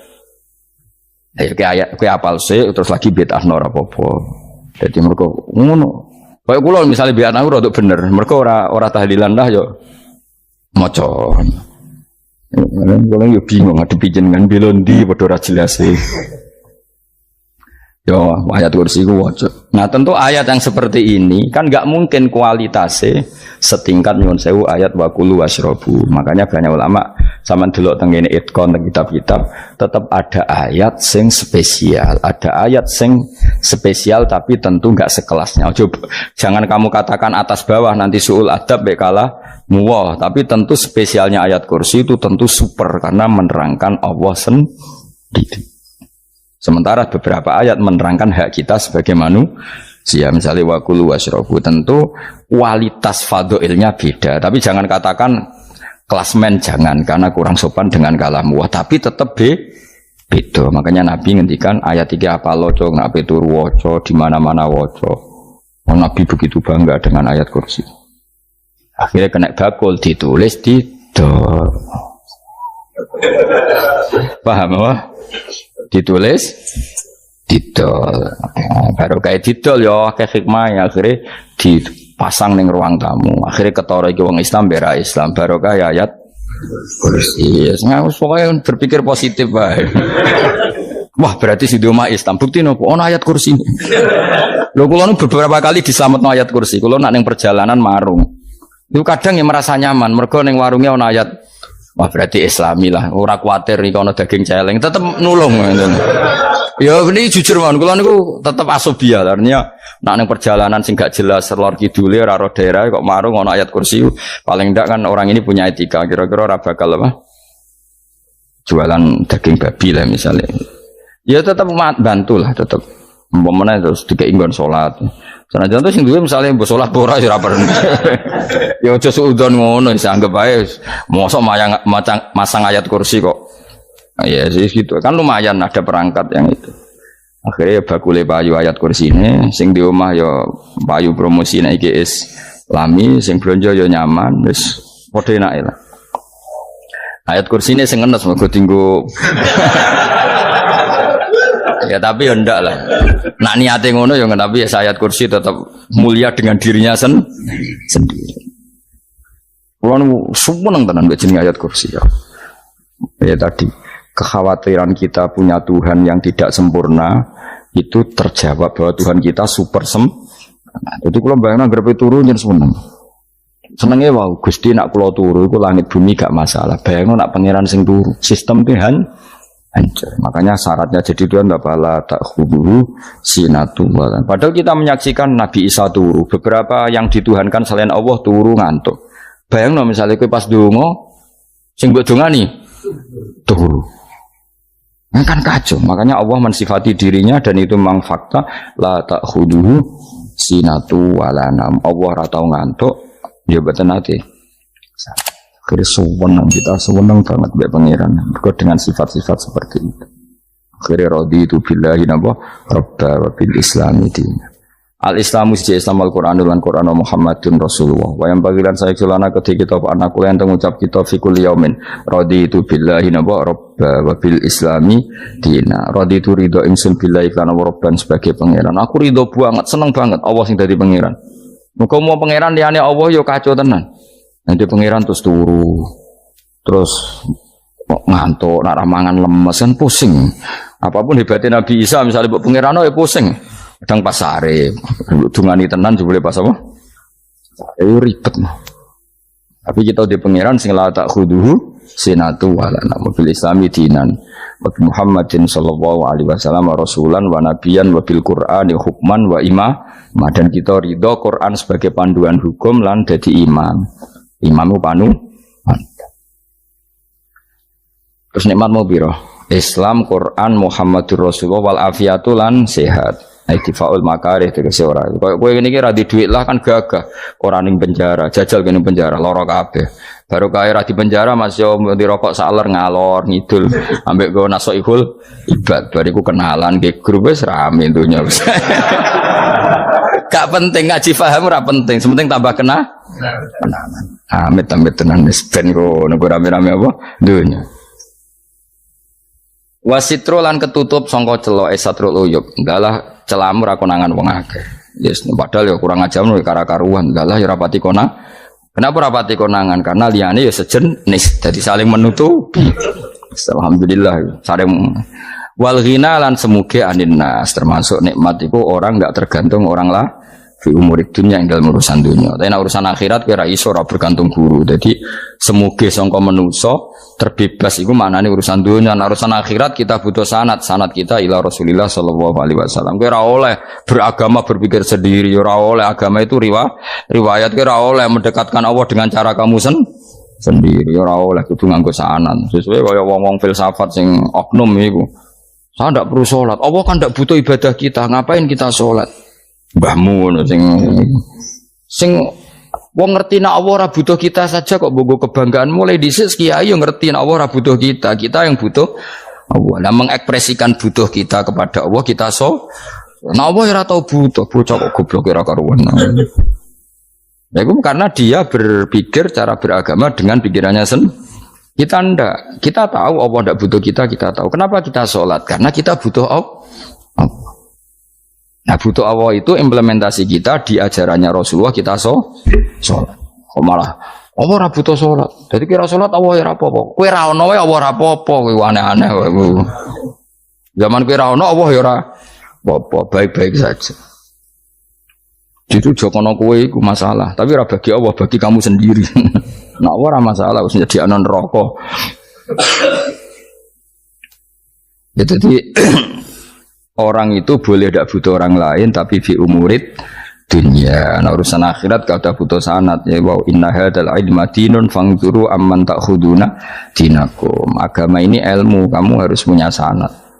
Ya mau misalnya kula alhamdulillah di sanad kata lah. Keluarga saya terutama yang Mbah Mun terus ya sedang dari keluarga saya, keluarga guru kita, gurunya guru kita sampai carane bernafas kita wae eling Allah mau fi kulli nafasin apa ada ni'amillahi wa ifdal fi kulli nafsin wa nafatin wiswaya kita semua nafas kita. Imam Syafi'i kalau anak kula cek cilik lah tak kon ngapal lebet iki. Karena apa ya? Jangan kira Imam Syafi'i terus koyo kowe mau belajar fikih mboten. Imam Syafi'i nak ape turu niku kula apal beberapa syairnya Imam Syafi'i. Makanya saya tambah seneng ambek jeneng Imam Syafi'i. Jadi beliau nak ape sare iku apa? Qalbi bi rahmatika wa humma dzu'unusi fi sirri wal i'lani wal fi sirri wal jahri wal i'lani wal ghalasi terus-terusan itu wa ma taqallabtu min naumi wa fi sinati illa wa dzikruka bainan nafsi wan nafasi. Jadi wa ma taqallabtu lan ora molak-malik ingsun cara wong Jawa iku apa wong turu ra iso-iso apa jenenge kelibakan. Ini Imam Syafi'i masuk barang kelibakan enggak kowe. Serepet. Santri ya. Napa manan? Sing rada Islami ngono dul. Apa? Resah Imam Syafi'i ora tau mikir utang iku aneh-aneh. Jadi wa mata qallabtu lan ora tau molak-malik ingsun. Maksudnya cara mau lho, cara bahasa kasare kelibakan. Fi naumi ing dalam turu ingsun wa fi sinati lan ing dalam ngantuk ingsun. Illa wa dzikruka kecuali eling teng jenenganmu benan nafsi antarane jiwaku wan nafasi lan nafasku. Wa ma taqallabtu fi naumi wa fi sinati illa wa dzikruka benan nafsi wan nafasi. Jadi ulama di itu beliau tidak bikin syair, tidak bikin nadzuman, spontan tuh muji Allah. Nah saiki ora sing madzhab Syafi'i kaya kowe wape turu ra iso glebakan. Mari rong mangan. Akhirnya mau mangan sih, barang mangan warak rokokan lega terus mau ngorok turu ya Allah karim ya urip ya Allah. Jadi misalnya ra iso turu pikiran pertama mari kurang mangan. Mangan warak rokokan saler terus apa? Turu ngorok. Wah karim setan min hawalika kanan kiri setan Pak. Padahal ulama dhisik ape turu wudu se maca tasbih se bariku angen-angen pangeran Rabbana ma khalaqta hadza wa batila terus bismika Allahumma ahya bismika amun terus bismika wada'tu jambi wa bismika arfa'u Allahumma rabbas samawati sab'i wa rabbal arsyil azim rabbuna wa rabbu kulli syai' falikal habbi wan nawa iku donga turu ora ngarapal donga aku yakin wis aku muni wah Gus Bak ngenyek wong tak tes malah aku isin yo dungane turu iku sing terkenal loh, donga turu, mbek donga ngaji padha. Allahumma bismika Allahumma ya, bismika. Mergo ana kiai kota, Bu, tahu doa ngaji Enggak tahu Pak Ustaz dongane bismika Allahumma ya bismika. Loh Pak Ustaz itu doa tidur karena kalau ngaji nah cara rakyat donga turu mek ngaji ku padha. Aku dhisik wis maksudnya ku piye kok donga turu mek ngaji padha. Jebule nak ngaji turu. Ana nek ngaji dongane apa bismika Allahumma ya bismika terus ngaji faslon wis tok ndi. Udah serempet wis rame-rame. Jute yo urip apa? Wal afiatu lan afiate difaul makare tegese ketolak sangka barang sing ora seneng. Supaya kula suwun nggih supaya jenengan sing seneng pangeran iki sai-saisamu. Supaya piye-piye sifat dasar wong mukmin ya walladzina amanu asyaddu hubban lillah. Misale ora iso asyaddu ya sementing hubban. Ya tentu asyaddu itu wong mukmin banget senenge ning pangeran. Yen nak makom berong iso asyaddu ya sementing ana senenge. Ya ana apa? Ana senenge yes, dengan kadar yang kelasem lah sampai iso seneng. Lah nak makome para wali ya asyaddu banget seneng. Mau apa turu nak orang mau ayat kursi gak lego ya paham. Cukup mau ayat kursi bedak tahlil. Mulane aku seneng ono sing ngritik ku seneng. Ben rame itu ben seru. Sing ngritik ya muga-muga apal tahlil. Dari ngritik itu fair, ora apa-apa apal terus ngritik. Mun tahlil sing ngomong sholli Abdullah salat ala sate meneng kabeh wis. Iku men ada sing ngritik sing melok ora apal. Pokoke ujug-ujug muni wo filun. Susah es. Iya deh kau masoli. Abdullah sholati ala sati makhlukatika. Nurul Huda saya mas. Nurul Huda terus. Oh, aku sing guri semua orang wo filun. Dia sing ramai tok. Mak kiai apal, wis profesi ini apal tenan. Karena ning desa modelnya permanen, bagian tahlil yo tahlil terus, bagian donga yo. Jadi sehingga kiai donga kok digeser dadi mimpin tahlil yo gagap. Lho akeh lho kiai ngalim kon mimpin tahlil yo mikir mergo wah dateng daerah kula ki ngalim bar kon mbet tahlil terus mau maca lelel wedok. Wah niki wis mumpun niki mumpun tak takoki kene apa? Kapal. Dene ra apal urutane iku ra apal. Iku kan butuh apa ya? Butuh keahlian gitu. Repot. Kok gini sing tahlil loro. Kapok ngene. Aku lha tetep apal tapi singkat ae. Iku ngene ono sing luwih ahli to. Sing guri wis Sengguri kacau meneng, tahlil dening kiai iki sengguri sampe wah suwi iku. Mergo terkenal mbah iku nak tahlil. Ada masyarakat repot bareng diumumno mbek MC tahlil dipimpin kiai niki. Sengguri jawab, wah suwi. Aduh. Nah, gedungo dening Gus Wados wah cepet mesin Gus Wados. Aku mergo ngono donga suwi ra mesti mandi ya sadok cepet ta yang timbang donga nguri. Sing nguri mesti gremeng ana wong gak terkenal dongane suwi dijeng wis nguri. Waduh apa? Sawe. Mergo pikirane wong-wong wis nang berkat dibagi mulai. Mulane sing kritik ku keben ben balance ben seimbang. Cuma kalau suwon sing kritik ya kudu ngergani lah piye-piye iku umat dilatih kenal pangerane lewat kalimat toy. Karena itu cara ya. Coba nak wis kenal yo aja waca bendak tahlil, ape turu yo diwaca ning omah yo diwaca. Tapi aja waca ngarep bojomu kok dikongko jambi-jambi ben ora nyoal blonjo. Waca dhewean ning kamar dinikmati. Mbok waca ngarepe bojomu pas auzubillahi minasyaitonir rajim. Bojomu riwat, memang aku setan. Malah perkara tok. Enak memang dia barani minasyaitonir rajim. Yo nak maca kok banter-banter ngomong ngarepe bojomu pas liwat pas apa auzubillah. Minasyaitonir rajim. Bojomu ngamuk malah repot. Anas sange Anas anan Nabi sallallahu alaihi wasallam kala dawuh sapa Nabi dawuh yaqulu dawuh sapa rabbukum pangeran sira kabeh fil hadis qudsi dalam hadis qudsi dawuh ya ibnu Adam ya anak Adam tafarrugh tenanono sira li ibadah tafarrugh fokus faragh fokus tafarrugh fokus sira tapi mosok ki iku maknane fokus apa iku maknane apa tenanono sira di ibadati krana ibadah ingsun amlak mongko ngebai ingsun kalbaka ing ati sira hinan ing semuge kowe atimu kebaki eling aku mesti atimu ku sugih wa amlak lan ngebai ingsun ya deka ing ngarepmu rizkon apane rezekine utawa rizkon ing rezeki wis aku iku eling aku tenanan mesti atimu tak gawe ati sing cukup lan rezekimu tak cukupi ya ibna adam la taba aja ngedoh sira ani sange ingsun kowe aja geman adoh kok aku kaya apa apike pangeran zat sing gak butuh kita tapi mengandani kita kowe kok aja adoh kok aku wis sing parek aku mergo kae nek adoh kok aku amlak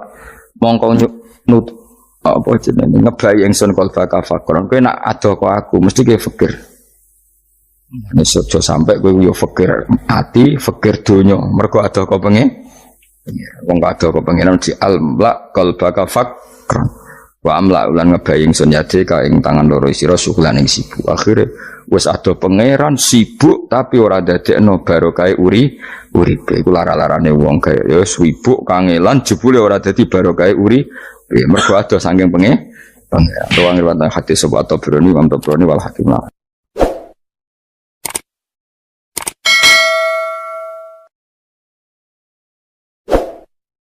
Saya akan cerita versi kiai ya, kalau versi medis Anda lebih tahu.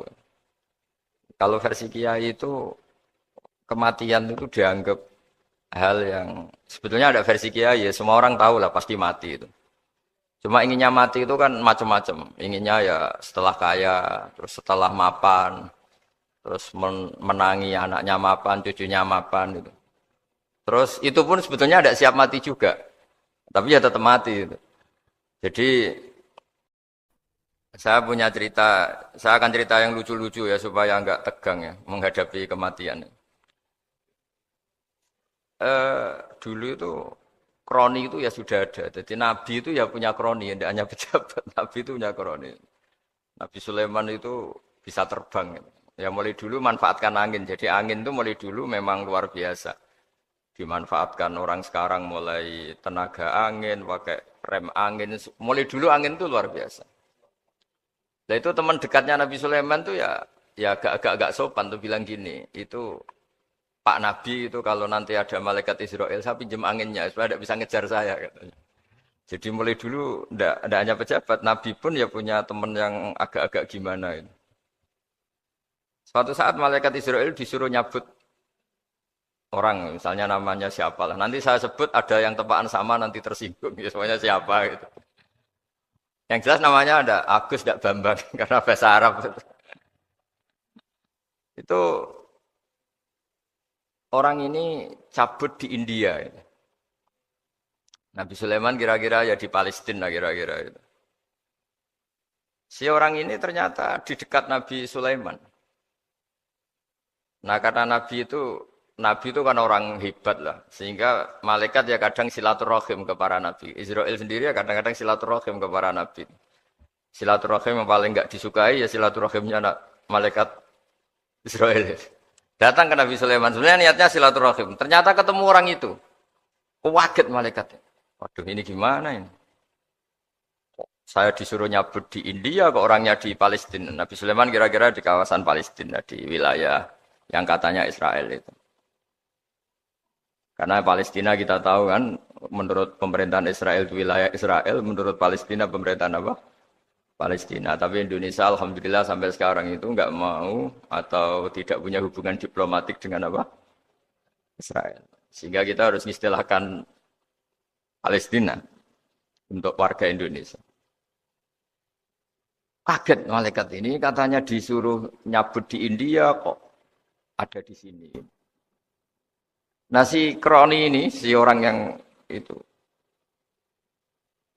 melihat malaikat Israel, entah kenapa kok dia bisa melihat itu. Mungkin punya kekuatan tertentu karena dekat Nabi. Kaget dia. Malaikat melihat dia karena janggal ya, disuruh nyabut di India ke orangnya di Palestina. Si orang ini melihat malaikat juga takut. Malaikat itu punya hawa yang luar biasa. Akhirnya bilang ke Nabi Sulaiman, ya Nabi Allah tolong pinjemin saya angin untuk saat ini juga saya bisa terbang ke India. Dipinjemin sama Nabi Sulaiman.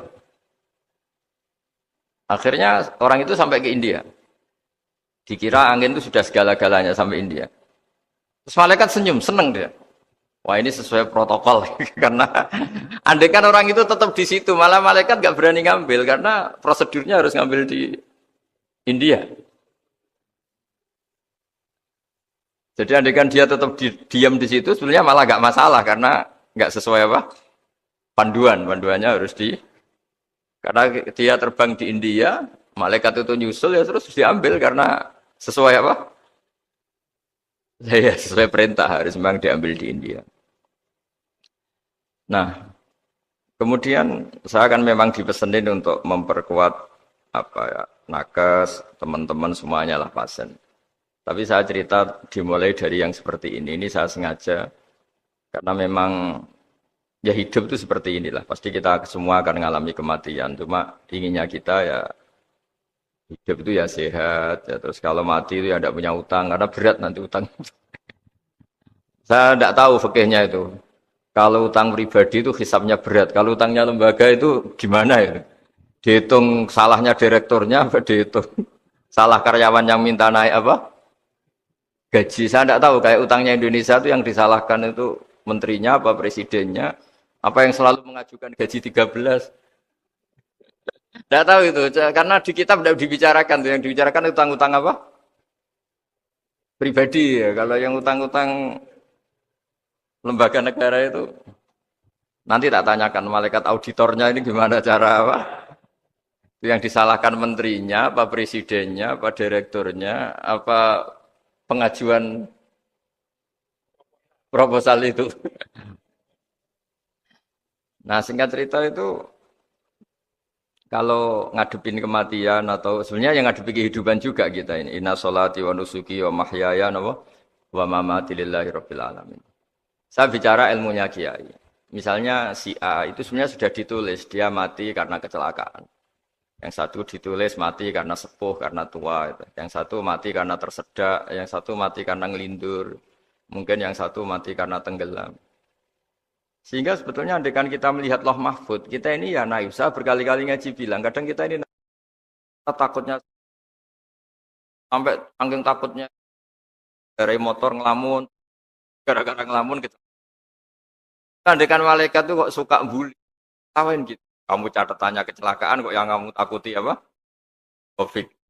Yang sejarah misalnya kita pernah hidup menanamkan kebencian sesama terus ke bawah. Anak cucu kita dikandani jogeman cocok wong iku musuhnya bapakmu, mbahmu itu. Sehingga anak cucu itu dendamnya diwariskan. Wong dendam kok dia apa? Wariskan. Termasuk utang itu. Ketika kita jabat ingin rumah sakit ini mewah, pikirannya kok sedadi, aku seleren, semikir direktur berikutnya. Itu tidak tahu itu nanti hisabnya ke siapa. Saya ulang lagi ya. Maka dalam satu ayat dikatakan, laqad kunta fi ghaflatin min hadza fakashafna anka ghita'aka fabasarukal yauma hadid. Manusia ketika di dunia itu dianggap tidur. Tidur itu dengan tanda kutip itu bodoh. Bodoh itu tidak tahu. Fakashafna angka ghita'aka. Nanti setelah kamu mati itu pinter. Tapi ketika Anda pinter, sudah meninggal, sudah tidak bisa memperbaiki kesalahan-kesalahan kita. Nah kenapa kita dikatakan sekarang ini tidur? Karena kita ini sering menyaksikan sesuatu yang sebetulnya tidak ada hubungannya dengan kita. Tidak ada hubungannya dengan kebutuhan kita. Misalnya kita ngelamun, berkhayal, ingin hidup kaya raya, sejahtera, jabat, orang lain anak buah semua. Ternyata itu enggak penting ketika kita di akhirat. Yang penting adalah Anda meninggal dalam keadaan menghamba kepada Allah Subhanahu wa Ta'ala. Saya berkali-kali ngaji kalau saya berkali-kali bilang, andai kan hati kita nanti direkam Allah, nanti di akhirat sudah direkam. Orientasi kita direkam nanti. Pak Agus misalnya ingin punya mobil, punya rumah mewah, punya apa. Terus orientasinya gitu. Di depan Tuhan yang menyuruh kita, mensyariatkan kita, inginnya itu ya jadi hamba Allah terbaik, jadi kekasihnya Allah, jadi hamba yang bersujud, dari hamba yang bersedekah. Jadi ini kan tidak sambung, ada cita-cita versi Allah yang dianjurkan Allah, yaitu bercita-cita jadi hamba yang soleh, yang bermanfaat, yang memanfaati orang banyak. Kemudian ini ada cita-cita yang hadzun nafsi, ingin mapan, semua orang anak buah. Hal-hal seperti ini tuh harus kita jaga, jangan sampai terjadi. Makanya di semua kitab pertama mendahulukan bab niat. Niat itu ya faman kana hijratu ilallah wa rasuli fa hijratuhu ilallah wa rasuli. Orang baik itu orang yang orientasinya itu menuju Allah Subhanahu wa taala. Lalu yang kurang baik adalah orang yang orientasinya itu ya harta, perempuan, pokoknya inginnya itu hal-hal yang kepentingan dirinya sendiri. Nah lalu kenapa kita kadang tidak tahu? Ya tidak tahu itu karena tadi, kita kalau tidak wiridan itu tidak punya efek samping. Kan? Tapi kalau kamu nggak punya uang kan terus lemes. Karena ngerti itu terus uang itu penting, wiridan tidak penting. Nah dari kesimpulan itu sebenarnya kita menjadi bodoh. Karena menjadi bodoh ketika Anda meninggal ternyata uang ini nggak penting, wiridan ini penting. Tapi tahu kita terlambat setelah kita meninggal. Nah di sini saya ingin mengingatkan apapun kondisi kita yang jelas itu ingat selalu kepada Allah Subhanahu wa taala. Caranya ingat gimana? Kata Nabi, kamu bayangkan musibah yang lebih ekstrim, kamu akan tahu yang kamu alami itu ahwanu wa aisar, yang kamu alami itu ringan sekali. Ringan seringan-ringannya. Saya beri contoh ya, kalau Anda belajar, kalau dalam bahasa pondok itu falak, mungkin kalau bahasa umum itu apalah ilmu apa. Misalnya orang ahli meteor, ahli apalah, ahli perbintangan. Ketakutannya pasti benda langit ini jatuh, kemudian menimpa bumi. Nanti kalau Anda ahli geologi itu takutnya bumi ini likuifaksi, karena sumber daya alamnya sudah begitu dikeruk, dimanfaatkan. Nanti yang ahli teroris atau yang ahli ekstremis itu takutnya itu ada teroris. Yang ahli sosiologi takutnya Indonesia itu chaos. Kalau chaos ya saling bunuh, saling apa. Jadi semuanya ini ketakutan ini semuanya mengarah terhadap kematian. Kecelakaan lalu lintas ya menjadikan orang mati. Likuifaksi kayak kemarin di Sulawesi ya iya, gunung meletus, gempa, tsunami. Nah, ketakutan yang menjadikan kematian sebenarnya banyak. Kalau baru tsunami aja ya orang takutnya ke tsunami. Nanti kalau ada kematian gempa ya takutnya gempa. Kalau temanya COVID ya takutnya COVID. Terus kalau ada tetangga mati karena ngelindur ya baru gue nak turu hati-hati nggak nak mati ngelindur. Jadi nah masalahnya kan kita nggak tahu, nggak tahunya itu. Ya tadi takutnya COVID ternyata catatannya itu mati kecelakaan. Takutnya kecelakaan ternyata matinya itu ngelindur. Kan kita tidak pernah tahu. Dari tidak pernah tahu itu kemudian agama datang dengan anjuran, sudahlah kamu tawakal bahwa semua urusan kamu di tangan Allah Subhanahu wa taala. Inna sholati wa nusuki wa mahyaya wa mamati lillahi rabbil alamin la syarikalah. Yes, ibadah kita, salat kita, hidup kita, mati kita semua di tangan Allah Subhanahu wa taala.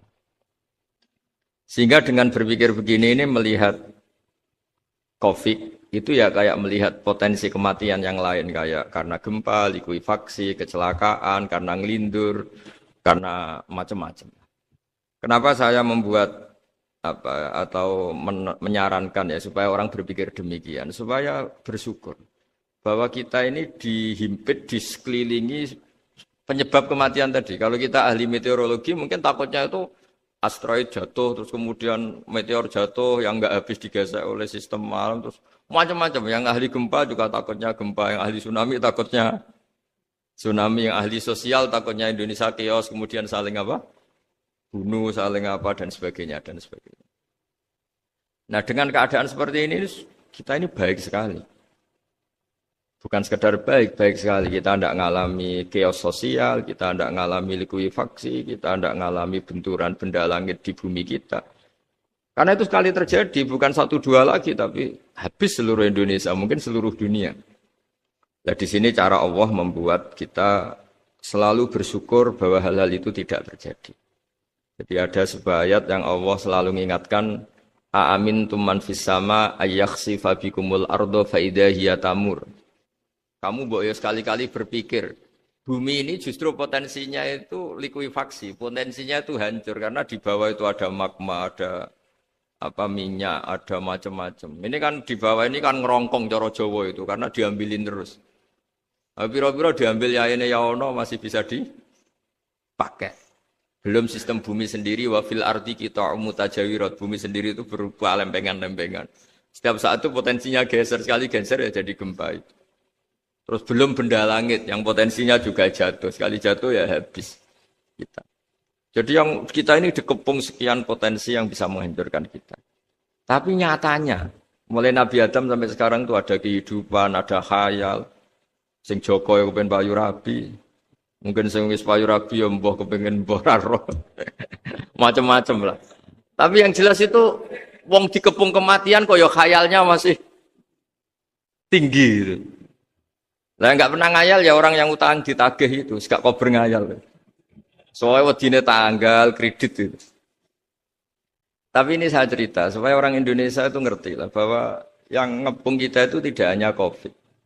Banyak. Makanya orang Arab itu kalau ngendikan itu wa man lam yamut bisayfi mata bi khairihi ta'addadatil asbab wal maut wahidu. Karena orang Arab itu kan dulu Arab sebelum Islam itu kan satu kabilah nyerang kabilah yang lain. Wah itu kan harus butuh orang-orang tangguh. Karena dulu sistem rezekinya ya kayak sistem Indonesia dulu lah. Kerajaan ini nyerang ini. Supaya satu kerajaan punya eksistensi harus mengalahkan kerajaan yang lain. Bahkan cerita-cerita itu sama lah di Indonesia di mana-mana. Nah itu pemuda-pemuda yang gagah berani itu karena punya pegangan tadi. Wa man lam yamut bisayfi toh mata biwirihi. Kalau kamu tidak mati di medan perang ya tetap aja mati juga. Sehingga mereka kendel gitu kata cerita orang dulu. Ta'addadatil asbab wal maut wahidu. Sebab kematian bisa macam-macam, tapi kesimpulannya tetap saja namanya mati. Lalu Islam itu mengajarkan aksiru min dzikri hadhimil ladzat. Kamu harus banyak ingat mati. Tapi uniknya Islam itu menyuruh ingat mati itu disuruh justru semangat hidup. Karena kita butuh bekal itu. Jadi kalau kamu ingat mati itu jangan terus loyo, terus nunggu takdir mati itu enggak, malah disuruh semangat. Nah, tenaga medis semangat mengobati pasien. Yang pasien juga semangat mensupport dirinya supaya punya keberanian hidup. Orang Jawa nunggoni anak, nunggoni putu. Kalau saya sebagai kiai ya nunggoni santri, nunggoni umat. Jadi ingat mati itu justru dengan cara mencintai hidup. Karena hidup ini adalah bekal kita untuk sanggup ketemu Allah Subhanahu wa taala. Kadang-kadang bekal itu mudah sekali. Ada orang nakal gara-gara minumin anjing yang baru haus, sama Allah dimaafkan. Ada orang yang pulang dari tempat kerjanya, ada duri di tengah jalan, disikirkan takut kena orang, diampuni Allah, akhirnya menjadi ahli apa? Surga. Ada orang yang kerja untuk orang tuanya, kemudian orang tuanya dicukupin menjadi ahli surga. Bahkan ada ahli surga itu ceritanya itu, tapi ini jangan dicoba. Ada orang sudah jelas niat, nyon sewu niat zina. Sudah tinggal itu terus mikir dia. Saat itu takut Allah gak jadi. Barokahnya gak jadi langsung dia jadi ahli surga. Sarannya gak jadi loh ya. Tapi ya tidak usah dicoba. Itu kalau keterusan masalah. Jadi Islam itu menganjurkan ingat mati tapi justru dengan cara mencintai kehidupan. Karena yang jadi referensi Allah nanti di akhirat adalah perilaku kita, amal kita zaman apa? Hidup. Jadi disuruh ingat mati, tapi justru dengan cara sangat mencintai apa? Kehidupan. Lalu yang dinamakan kehidupan itu apa? Ya kita-kita ini. Ada yang mengkhidmati agama, mengkhidmati orang sakit. Mengkhidmati itu ya berbakti, membantu. Ada yang nata lalu lintas, ada yang nata keamanan, kayak Pak Polisi, ada yang nata keuangan, kayak Kemenku. Macam-macam. Semuanya harus kita cintai profesi-profesi yang oleh Islam dianjurkan untuk kita nekuni itu. Jadi saya mohon lewat cerita ini orang itu tidak fokus takut Covid. Kasihan Covid kan jadi tersangka pembunuh sini. Padahal di kampung-kampung orang lugu-lugu yang saking nggak ngertinya itu kalau dikasih sumbangan itu katanya itu salam neng Covid matur nuwun. Itu ribet kalau orang lugu-lugu itu. Dikira Covid itu satu makhluk atau manusia yang apa nyumbang itu. Jadi saya mohon semohon-mohonnya, minta seminta-mintanya, sampean harus ngitung nikmat lah. Dengan sistem meteor seperti itu di langit tidak jatuh ke kita, sistem bumi yang sudah ngerongkong gini tidak likuifaksi. Terus di dunia ini banyak kimia, banyak racun. Itu kalau misalnya meledak, kemudian dibawa angin, mungkin matinya lebih massal. Ternyata semua itu nggak terjadi.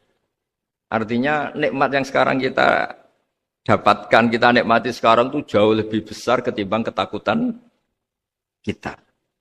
Nah, ini Islam selalu menganjurkan fazkuru ala Allah la'allakum tuflihun. Selalu ingat sisi-sisi nikmatnya Allah.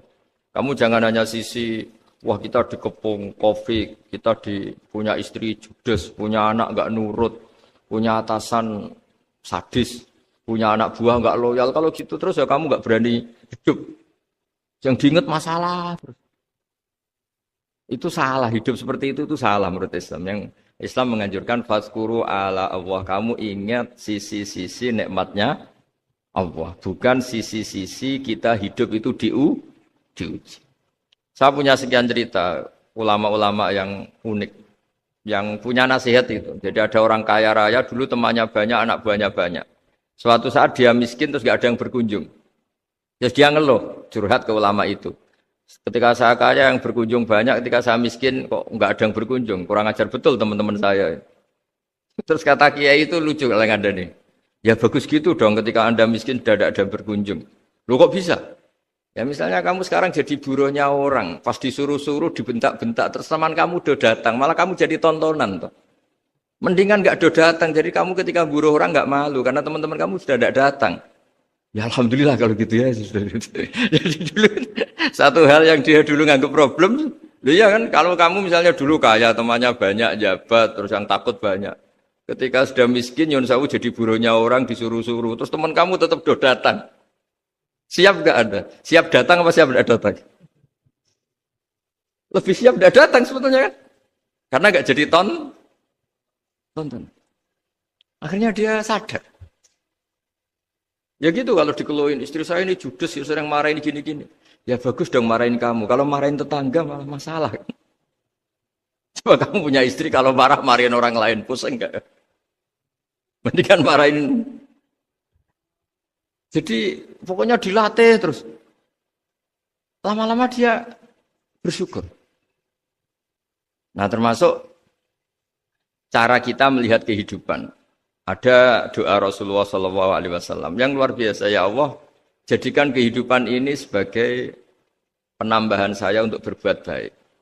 Wal mau tarohatan li min kulli syarrin. Kalau engkau takdir mati, ya anggap mawon ini mati itu berakhirnya semua potensi keburukan saya. Orang itu kan potensinya dua, buruk betul atau potensi buruk. Mungkin sekarang kita tidak korupsi, tapi saja suatu saat kita korupsi. Mungkin sekarang kita tidak salah, suatu saat potensi salah. Dan mati itu mengakhiri itu semua. Makanya saya berkali-kali cerita kalau ngaji, kalau orang-orang alim NU itu kalau ada bajingan mati tetap dia seksa ini baik dia. Itu tetangganya nggak mau semua. Wong bajingan kok darani baik. Tapi kiainya ngotot harus disaksikan kalau ini baik. Akhirnya mereka bilang ya baik-baik. Padahal di hati kiainya sudah tidak bisa garong lagi, tidak bajing lagi. Ya baiklah gitu. Jadi sehingga orang-orang soleh itu melihat hidup itu ya biasa, melihat mati itu biasa. Karena hidup adalah sarana kita menambah kebaikan dan mati adalah akhir dari segala keburukan kita atau potensi keburukan kita. Jadi Islam itu mengajarkan kita gimana menghadapi kehidupan, juga gimana menghadapi apa? Kematian. Jadi saya ulang lagi itu ajaran-ajaran Islam yang luar biasa. Jadi ij'alil hayata ziyadatan li fi kulli khairin wal mauta rohatan li min kulli syarrin. Jadi hidup menambah kebaikan, kalau kita mati anggap saja mengakhiri semua buruk kita kalau kita sedang buruk atau potensi keburukan. Saya cerita ringan tapi supaya diingat-ingat. Jadi kalau kita yang nekuni, saya tadi kan sudah bilang, kita kiai yang nekuni ilmu itu, ya tadi kita agak fokus bicara COVID. Inna waha yumsikus samawati wal ardo antazula wala inzalata in amsakahuma min ahadim min ba'dih. Kalau kamu ahli meteorologi kan melihat ini jatuh, jumlahnya besarnya sekian. Ini kalau digesek oleh atmosfer paling masih sekian, kayak kemarin Januari kan hujan meteor yang sering kena Lampung kemarin. Terus di mana-mana mesti takut kamu itu. Kalau kamu ahli gempa takutnya itu ya pergeseran lempengan bumi. Kalau kamu ahli tsunami ya takutnya Tsunami. Kalau ahli sosiologi ya takutnya chaos sosial ya sama. Kamu medis ya takutnya penyakit yang menular, penyakit seperti ini. Oke, kita sekarang fokus menghadapi COVID dan kita selalu berharap supaya Indonesia terbebas dari apa? COVID dan musibah-musibah yang lain. Ya tadi, apa gunanya terbebas dari COVID tapi chaos sosial? Kayak apa terus kita? Sehingga Islam selalu mengajarkan harus disyukuri lah bahwa kita sekarang alhamdulillah kita hidup harmonis. Kita kata Mbah Mun Bhinneka Tunggal Ika itu dihentikan terus. Terus yang terakhir masalah air. Air itu sumber kehidupan. Di antara Allah mengingatkan kita adalah kul ara'aitum in asbaha ma'ukum ghoron famay ya'tikum bima imma'in. Bumi ini kan bawahnya ada magma, terus ada air. Normalnya air itu enggak ada. Secara teori itu normalnya air itu enggak ada karena bumi itu kan kalau ada air kan meresap. Sudah meresap bawahnya itu ada minyak, ada magma, harusnya air itu tersedot habis. Tapi orang saking angkuhnya, saking cueknya, ngira air itu malah potensinya itu abadi. Sebetulnya kalau menurut teori alam, air itu gampang hilang kan. Diletakkan di bumi, ya bumi itu meresap. Nanti bawahnya itu ada minyak, ada sebagian ada magma, ada macam-macam lah. Jadi potensi air itu harusnya nggak ada malah kalau melihat sistem itu. Tapi karena Allah saking rahmannya, air ini dijaga sedemikian rupa tetap ada. Kalau melihat sistemnya kan normalnya malah nggak ada. Makanya Allah selalu mengingatkan, in asbahama ukum ghoron.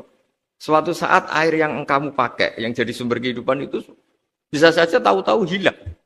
Mungkin tersedot oleh panas bumi atau corong Jawa niku nyeresep entek atau gimana lah cara Allah menghilangkan. Famay ya'tikum bima imma'in. Lalu siapa yang bisa mendatangkan air itu lagi? Ini kata para hafid, ini yang kata guru-guru ya termasuk yang dikatakan Pak Mukhtar ini. Nanti orang harus ngendikan menjawab Allahu Rabbul Alamin. Hanya Allah sendiri yang bisa mengatur air ini selalu ada. Ya, coba kalau kamu pikir kan air kamu sokkan di bumi kan mesti langsung hilang, meresap ke bumi. Bumi ada bawahnya lagi, ada bawahnya lagi. Dan mungkin bukan yang paling bawah mungkin magma. Harusnya itu nggak ada. Tapi Allah saking sayangnya mengatur sistem, air itu ada dan tersedia. Tapi ketika orang terlalu cuek dan angkuh, sampai lupa syukur tersedianya apa? Air itu Allah mengingatkan, disuruh bayangkan. Kul ara'aitum. Coba bayangkan kalau in asbaha ma'ukum ghauron. Tadi kan ada khataman ya, saya ikut terima kasih. Bayangkan kalau air suatu saat itu ghauron menjadi hilang. Fama ya'tikum bima iman. Jadi saya tidak bisa spesifik memberi nasihat tentang kopi karena ya tadi yang bisa membunuh kita ini banyak. Ya tsunami ya bisa bunuh, gempa bisa bunuh, likuifaksi bisa bunuh, jatuhnya benda lain kita bisa bunuh. Takut tanggal utang kaget ya bisa bunuh. Macam-macam. Semacam-macam lah ngelindur ya. Kemarin mudik aja yang sebelum tertata rapi aja mudik aja berapa kemarin kalau ada apa mudik Lebaran yang tahun berapa 3 tahun yang lalu apa 4 tahun yang lalu dulu. Jadi saya mohon ketakutan kita adalah yang hakikat adalah takut jadi hamba yang tidak baik. Itu yang harus jadi ketakutan sejati. Takut kita di mata Allah tidak jadi hamba yang baik sehingga kita jauh dari Allah Subhanahu wa taala. Karena cita-cita terbesar kita dan cita-cita terbaik kita adalah jadi hamba yang diridhoi Allah Subhanahu wa taala. Sebaliknya ketakutan kita sejati adalah takut su'ul khotimah, takut jadi hamba yang tidak baik. Kita inginnya adalah assalamu alaina wa ala ibadillahis sholihin. Yang berhak mendapat keselamatan dunia akhirat adalah orang-orang atau hamba-hamba yang soleh. Ya tadi untuk menjadi soleh itu gampang di Islam itu. Tenaga medis, nolong pasien ya ibadah. Pasien husnudzon sama dokter ya ibadah. Mengelola hidup, ingin hidup ya ibadah. Anak ngurus istri ngurus. Pokoknya anak yang ngurus keluarganya juga ibadah. Semuanya itu di Islam itu asal tidak maksiat itu dianggap apa? Ibadah. Dan untuk orang menjadi kekasihnya Allah kayak tadi. Ada orang yang karena ngerawat hewan dijadikan walinya Allah. Menghilangkan apa duri atau pengganggu di jalan jadi kekasih Allah. Itu cerita-cerita itu semuanya ringan. Bahkan tadi ada yang cerita sekedar ingin maksiat dan tidak jadi. Dalam Islam itu kan gitu, orang yang merencanakan maksiat kemudian tidak jadi, itu ditulis pahala. Jadi gampang sekali untuk menjadi orang soleh dalam apa? Islam. Kalau tidak bisa itu semua, kata Nabi, takufus syarroka anin nas, fa inna sodakotun minka ala nafsik. Kalau tidak bisa berbuat baik sama orang lain, yang penting tidak mengganggu orang lain. Terus kan enak seturu ning omah ngelamun bengak-bengok dhewe aja banter-banter tapi. Nak bengok-bengok banter-banter kan ganggu tonggo. Itu asal tidak ganggu orang lain, takufus syarroka anin nas. Kamu jangan sampai efek buruk kamu berakibat pada orang lain. Itu juga fa inna sodakotun minka ala nafsik. Itu ya bagian dari sedekah kamu. Taruh saja misalnya kalau secara ilmu medis, misalnya kita ini kok dinyatakan positif COVID, secara ilmu medis nggak boleh ketemu orang lain, terus kamu diisolasi. Kamu niatin ketika diisolasi itu tidak menularkan bahaya kepada orang lain. Itu juga ibadah. Jadi ibadah itu gampang sekali, mudah sekali. Karena agama ini yuridu wa bikumul yusra wala yuridu bikumul usra. Agama ini mudah bukan sulit. Ya, mohon maaf tadi saya nggak bisa datang yang jam 11 karena saya tadi malam hormat di Jogja, acara 7 harinya Kiai Haji Atabik, tadi pagi baru datang. Tapi saya mohon, pokoknya yang seneng, ya hidup itu yang seneng, diberi kesempatan hidup sampai sekarang itu yang seneng. Jangan karena teman kamu meninggal terus akan-akan ini teman saya meninggal, paling saya besok. Kok kamu tahu? Nyatanya besok hidup lagi, besoknya ya hidup lagi sampai sekarang ya. Masih hidup. Sudahlah mensyukuri yang ada, jadi sudah saya mohon syukur itu penting lah ini syakartum lazidanakum, justru dengan kita syukur itu insya Allah segalanya akan tambah baik, tambah apa? Baik. Jadi dulu ada orang yang sangat cerdas namanya Jubair bin Mut'im. Dia saking cerdasnya, juga kaya, juga tokoh, dikirim sebagai delegasi pembebasan Asra Badrin, tawanan Badar. Kemudian pas datang ke Masjid Nabawi, Nabi delalah pas baca Wattur wa kitabim mastur. Sampai pada titik Nabi baca Am khuliqu min ghairi syai'in am humul khaliqun. Apakah penciptaan yang sedemikian canggih itu dimulai tanpa perwujudan, tanpa sesuatu yang real, yang maujud? Orang itu langsung bersimpuh, matur, ya Rasulullah saya Islam. Kada qalbi yatir, hampir hati saya, otak saya, pikiran saya itu terbang. Karena logika yang dibangun ateisme misalnya, kalau alam raya ini dimulai dari nihilisme, berarti logikanya apa? Al-adamu yakhluqu maujudan. Alam raya ini kan maujud, maujud itu ada. Kalau yang lebih dulu itu ketiadaan, berarti ketiadaan menjadi sebab kewujudan. Kalau dalam bahasa Arab itu, al-adamu yakhluqu maujudan, sesuatu yang harusnya nggak jadi faktor karena ketiadaan menjadi faktor sesuatu yang nyata. Itu kan nggak masuk akal. Ya, kalau alam raya ini ada al-adam sing yasbiku maujudan, berarti alam raya ini al-adamu yakhluqu maujudan, sesuatu yang tidak ada menciptakan yang ada. Dengan logika itu terus kita ngaji. Diajari sama guru-guru kita, sifat dasar Allah itu maujud. Wallahu maujudun qadimun. Terus masuk. Yang harus distatuskan pertama dari Allah itu apa? Maujud, wujud. Karena dengan wujud ini layak menjadi penyebab adanya alam raya ini. Sehingga ketika kita menolak faham nihilisme atau ateisme, faham tanpa Tuhan, tanpa pencipta awal, kita punya diroyah. Bahwa tidak mungkin ketiadaan ini menjadi sebab perwujudan alam raya.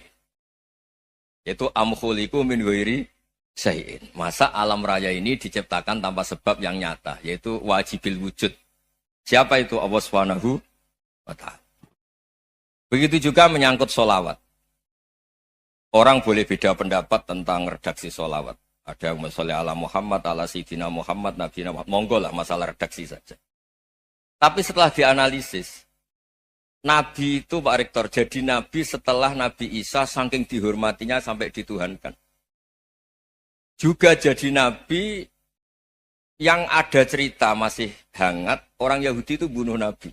Jadi yang satu mendudukkan Nabi sedemikian tinggi sampai kayak Tuhan, yang satu menjatuhkan Nabi sedemikian rendah sampai dibunuh.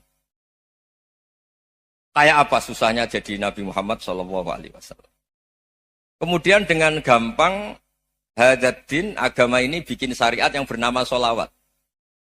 Redaksinya monggo lah sesuai tradisi masing-masing. Allahumma sholli ala Muhammad, Allahumma sholli ala Sayyidina Muhammad, ala Nabiyina Muhammad, monggo. Tapi yang jelas redaksi ini kalau di diroyah dikaji, Allahumma itu Tuhan, Tuhan itu pemberi. Wa Muhammadun wa in jalla qadruh abdun min ibadi. Muhammad apapun tinggi derajatnya tetap berstatus hamba. Sehingga agama ini terjaga oleh syihotus sholawat. Agama ini terjaga oleh redaksi sholawat. Yaitu Allah tetap pemberi sebagai Tuhan yang enggak tersaingi, la syarikalah. Rasulullah Muhammad wa in jalla qadruh. Apapun prestasinya, bisa mi'raj, bisa apa saja, tetap seorang hamba yang butuh muhtajun ila rahmatih. Jika redaksi Allahumma sholli ala Muhammad ini mengukuhkan yang Tuhan tetap Tuhan, hamba pilihan tetap hamba pilihan. Tentu dengan redaksi ini kemudian kita mendudukkan Nabi benar-benar posisi terhormat. Yaitu orang yang paling berhak dapat askat tahiyat, mendapat penghormatan Allah paling tinggi, yaitu Rasulullah Muhammad SAW. Dan itu diulang-ulang oleh Allah. Subhanalladzi asra bi abdi. Status hamba ini diulang. Lagi-lagi ini bernama diroyah. Bernama apa? Contoh ketiga misalnya fihi ayatum bayinatum maqamu Ibrahim. Dulu orang Yahudi itu ada diskusi masif. Syaratnya Nabi itu mbah-mbahnya harus Nabi. Harus keturunan Nabi.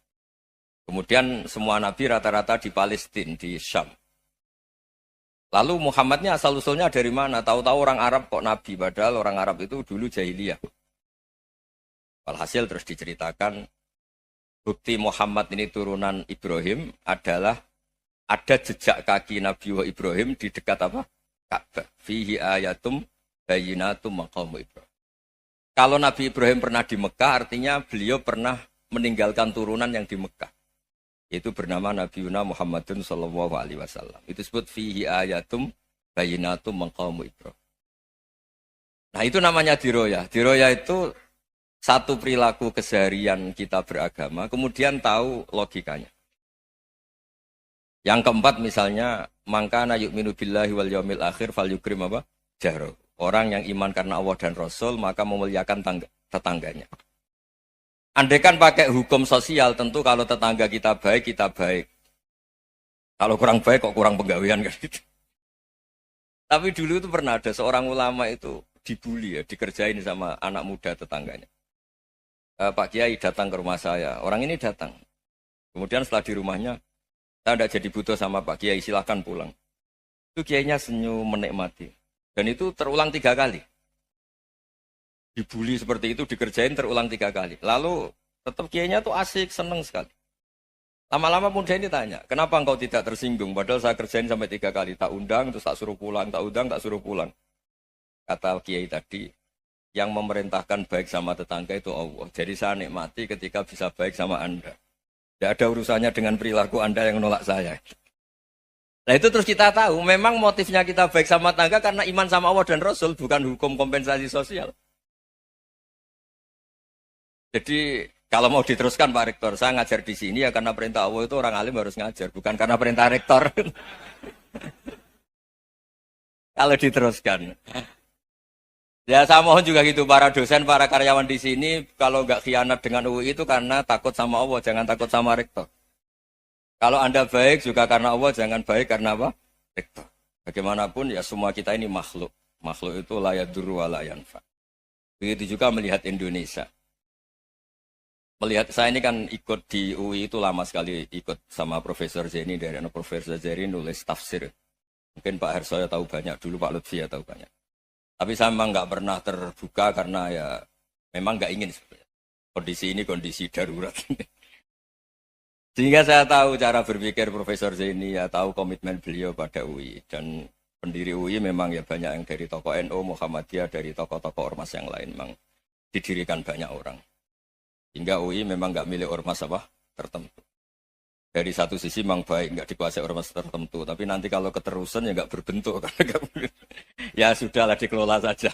Sambil-sambil jelas, sambil-sambil kadang nggak jelas. Yang penting ikhlas tadi. Karena kalau terlalu asobia itu jadi repot. Kita ini yang nekuni fikih itu tahu. Kalau nggak kuno itu madhabnya Hanafi. Kuno itu madhabnya Syafi'i. Tahu-tahu seakan-akan Imam Syafi'i itu NU, Imam Abu Hanifah itu Muhammadiyah.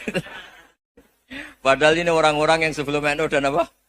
Ahmadiyah. Jadi kalau kita yang nekuni ilmu itu biasa saja dengan perbedaan. Tapi kalau orang-orang yang nggak siap dengan perbedaan itu sampai Allah disifati Ta'ala itu tidak terima.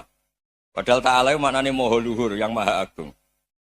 Jadi ada seorang kiai kebetulan pidato pertama Pak Rektor. Assalamualaikum warahmatullahi ta'ala wabarakatuh. Ilmu balik kedua ini nggak terima karena itu dianggap bid'ah ada Ta'ala. Hanya dia bilang Assalamualaikum warahmatullahi ta'ala wabarakatuh. Itu saking asobiahnya itu Allah ditambahi Ta'ala itu tidak terima. Padahal Ta'ala itu maknanya Maha Agung. Nah itu kan jadi repot kalau asobiah gitu. Kalau kita ngadepi perbedaan itu biasa saja. Karena kita mungkin bacanya banyak, lihat hal-hal seperti itu ya biasa saja. Karena dulu itu perbedaan itu urusan sudut pandang. Ya saya ulang lagi, perbedaan itu sudut. Allah yang Tuhan saja sering didebat sama nabi-nabinya. Karena urusan sudut pandang apa? Saya beri contoh ya. Suatu saat Khalilur Rahman Ibrahim itu saatnya meninggal sama Allah, Israel disuruh. Itu Ibrahim saatnya meninggal, ambil nyawanya. Setelah datang ke Ibrahim, ya Khalilur Rahman Ibrahim, saya disuruh nyabut nyawa Anda. Itu Israel dipaksa mikir sama Ibrahim. Hal ra'aita khalilan yumitu khalilah. Kamu tahu orang yang mencintai kemudian bunuh yang dicintai. Itu logika agak benar. Akhirnya Israel kan gak biasa debat, kan gak dilatih debat. Gak pernah ikut lomba UI debat ilmiah. Dia taunya nyambut nyawa aja. Kembali ke Allah. Ya Allah, kata Ibrahim, hal ra'aita khalilan yumitu khalilah. Masa kekasih bunuh yang dicintai ya. Tapi kata Allah santai. Bilang ke Ibrahim, hal ra'aita habiban yakrahu ayyalqa habibah. Masa katanya dia cinta saya, kemudian ketemu saya tidak berani. Israel mater lagi. Logikanya gini Ibrahim, masa yang dicintai sama yang ketemu yang dicintai nggak berani. Ya udah ketemu aja. Katanya yang meninggal itu. Artinya kamu bisa saja GR tidak mati-mati karena merasa dicintai.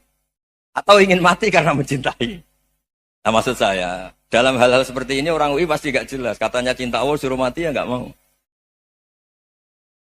Nggak jelas kan? Dibilang nggak cinta juga nggak mau. Tapi dibilang cinta kalau ukurannya mati juga enggak. Nah, tapi dalam banyak hal enggak jelas itu penting Pak Rektor. Penting sekali. Buatan Buyan, saya beri contoh sekian ilmiah, enggak jelas itu penting. Rasulullah SAW itu dalam banyak hal itu disuruh Allah, memang disuruh supaya ngambil sikap seperti itu. Karena Allah itu punya otoritas penuh untuk bikin orang itu baik atau enggak baik. Wahsy itu yang membunuh Sayyid Hamzah, orang paling dicintai Nabi, di antara yang dicintai Nabi. Qatalahu Wahsyun, dibunuh oleh Wahsy. Nabi secara basarnya itu gak suka sama Wahsy. Sampai cara lahir ya ingin corong Jawa, ingin masuk nol.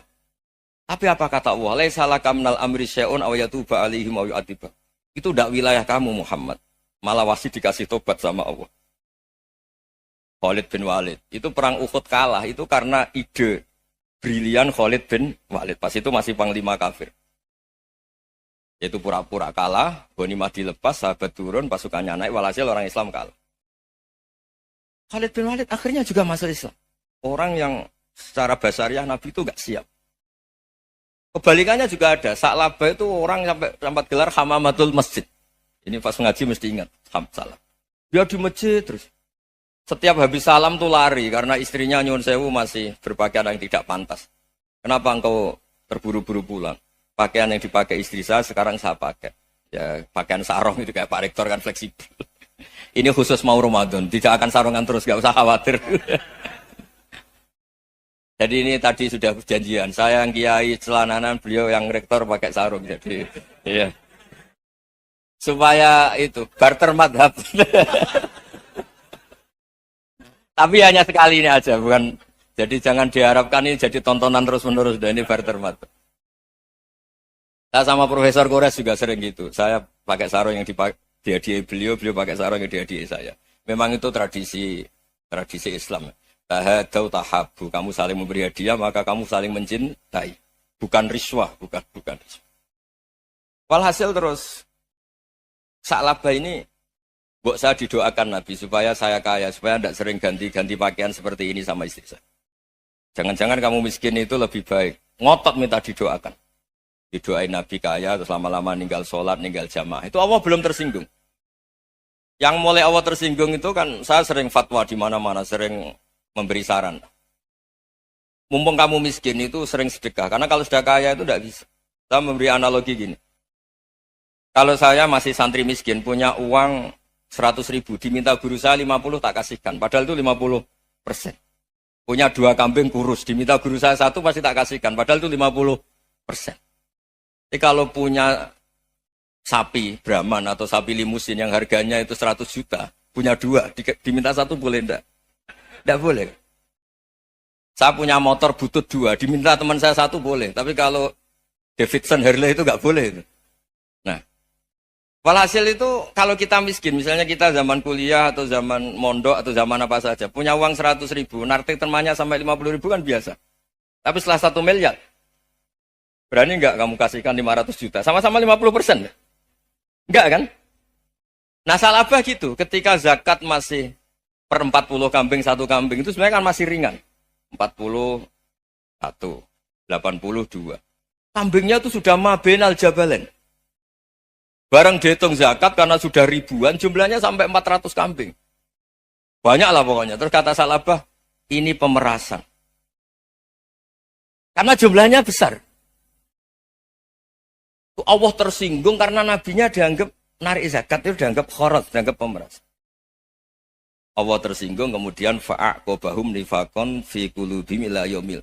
Dia ditetir munafik. Semenjak itu terus tadi kembali gak jelas tadi.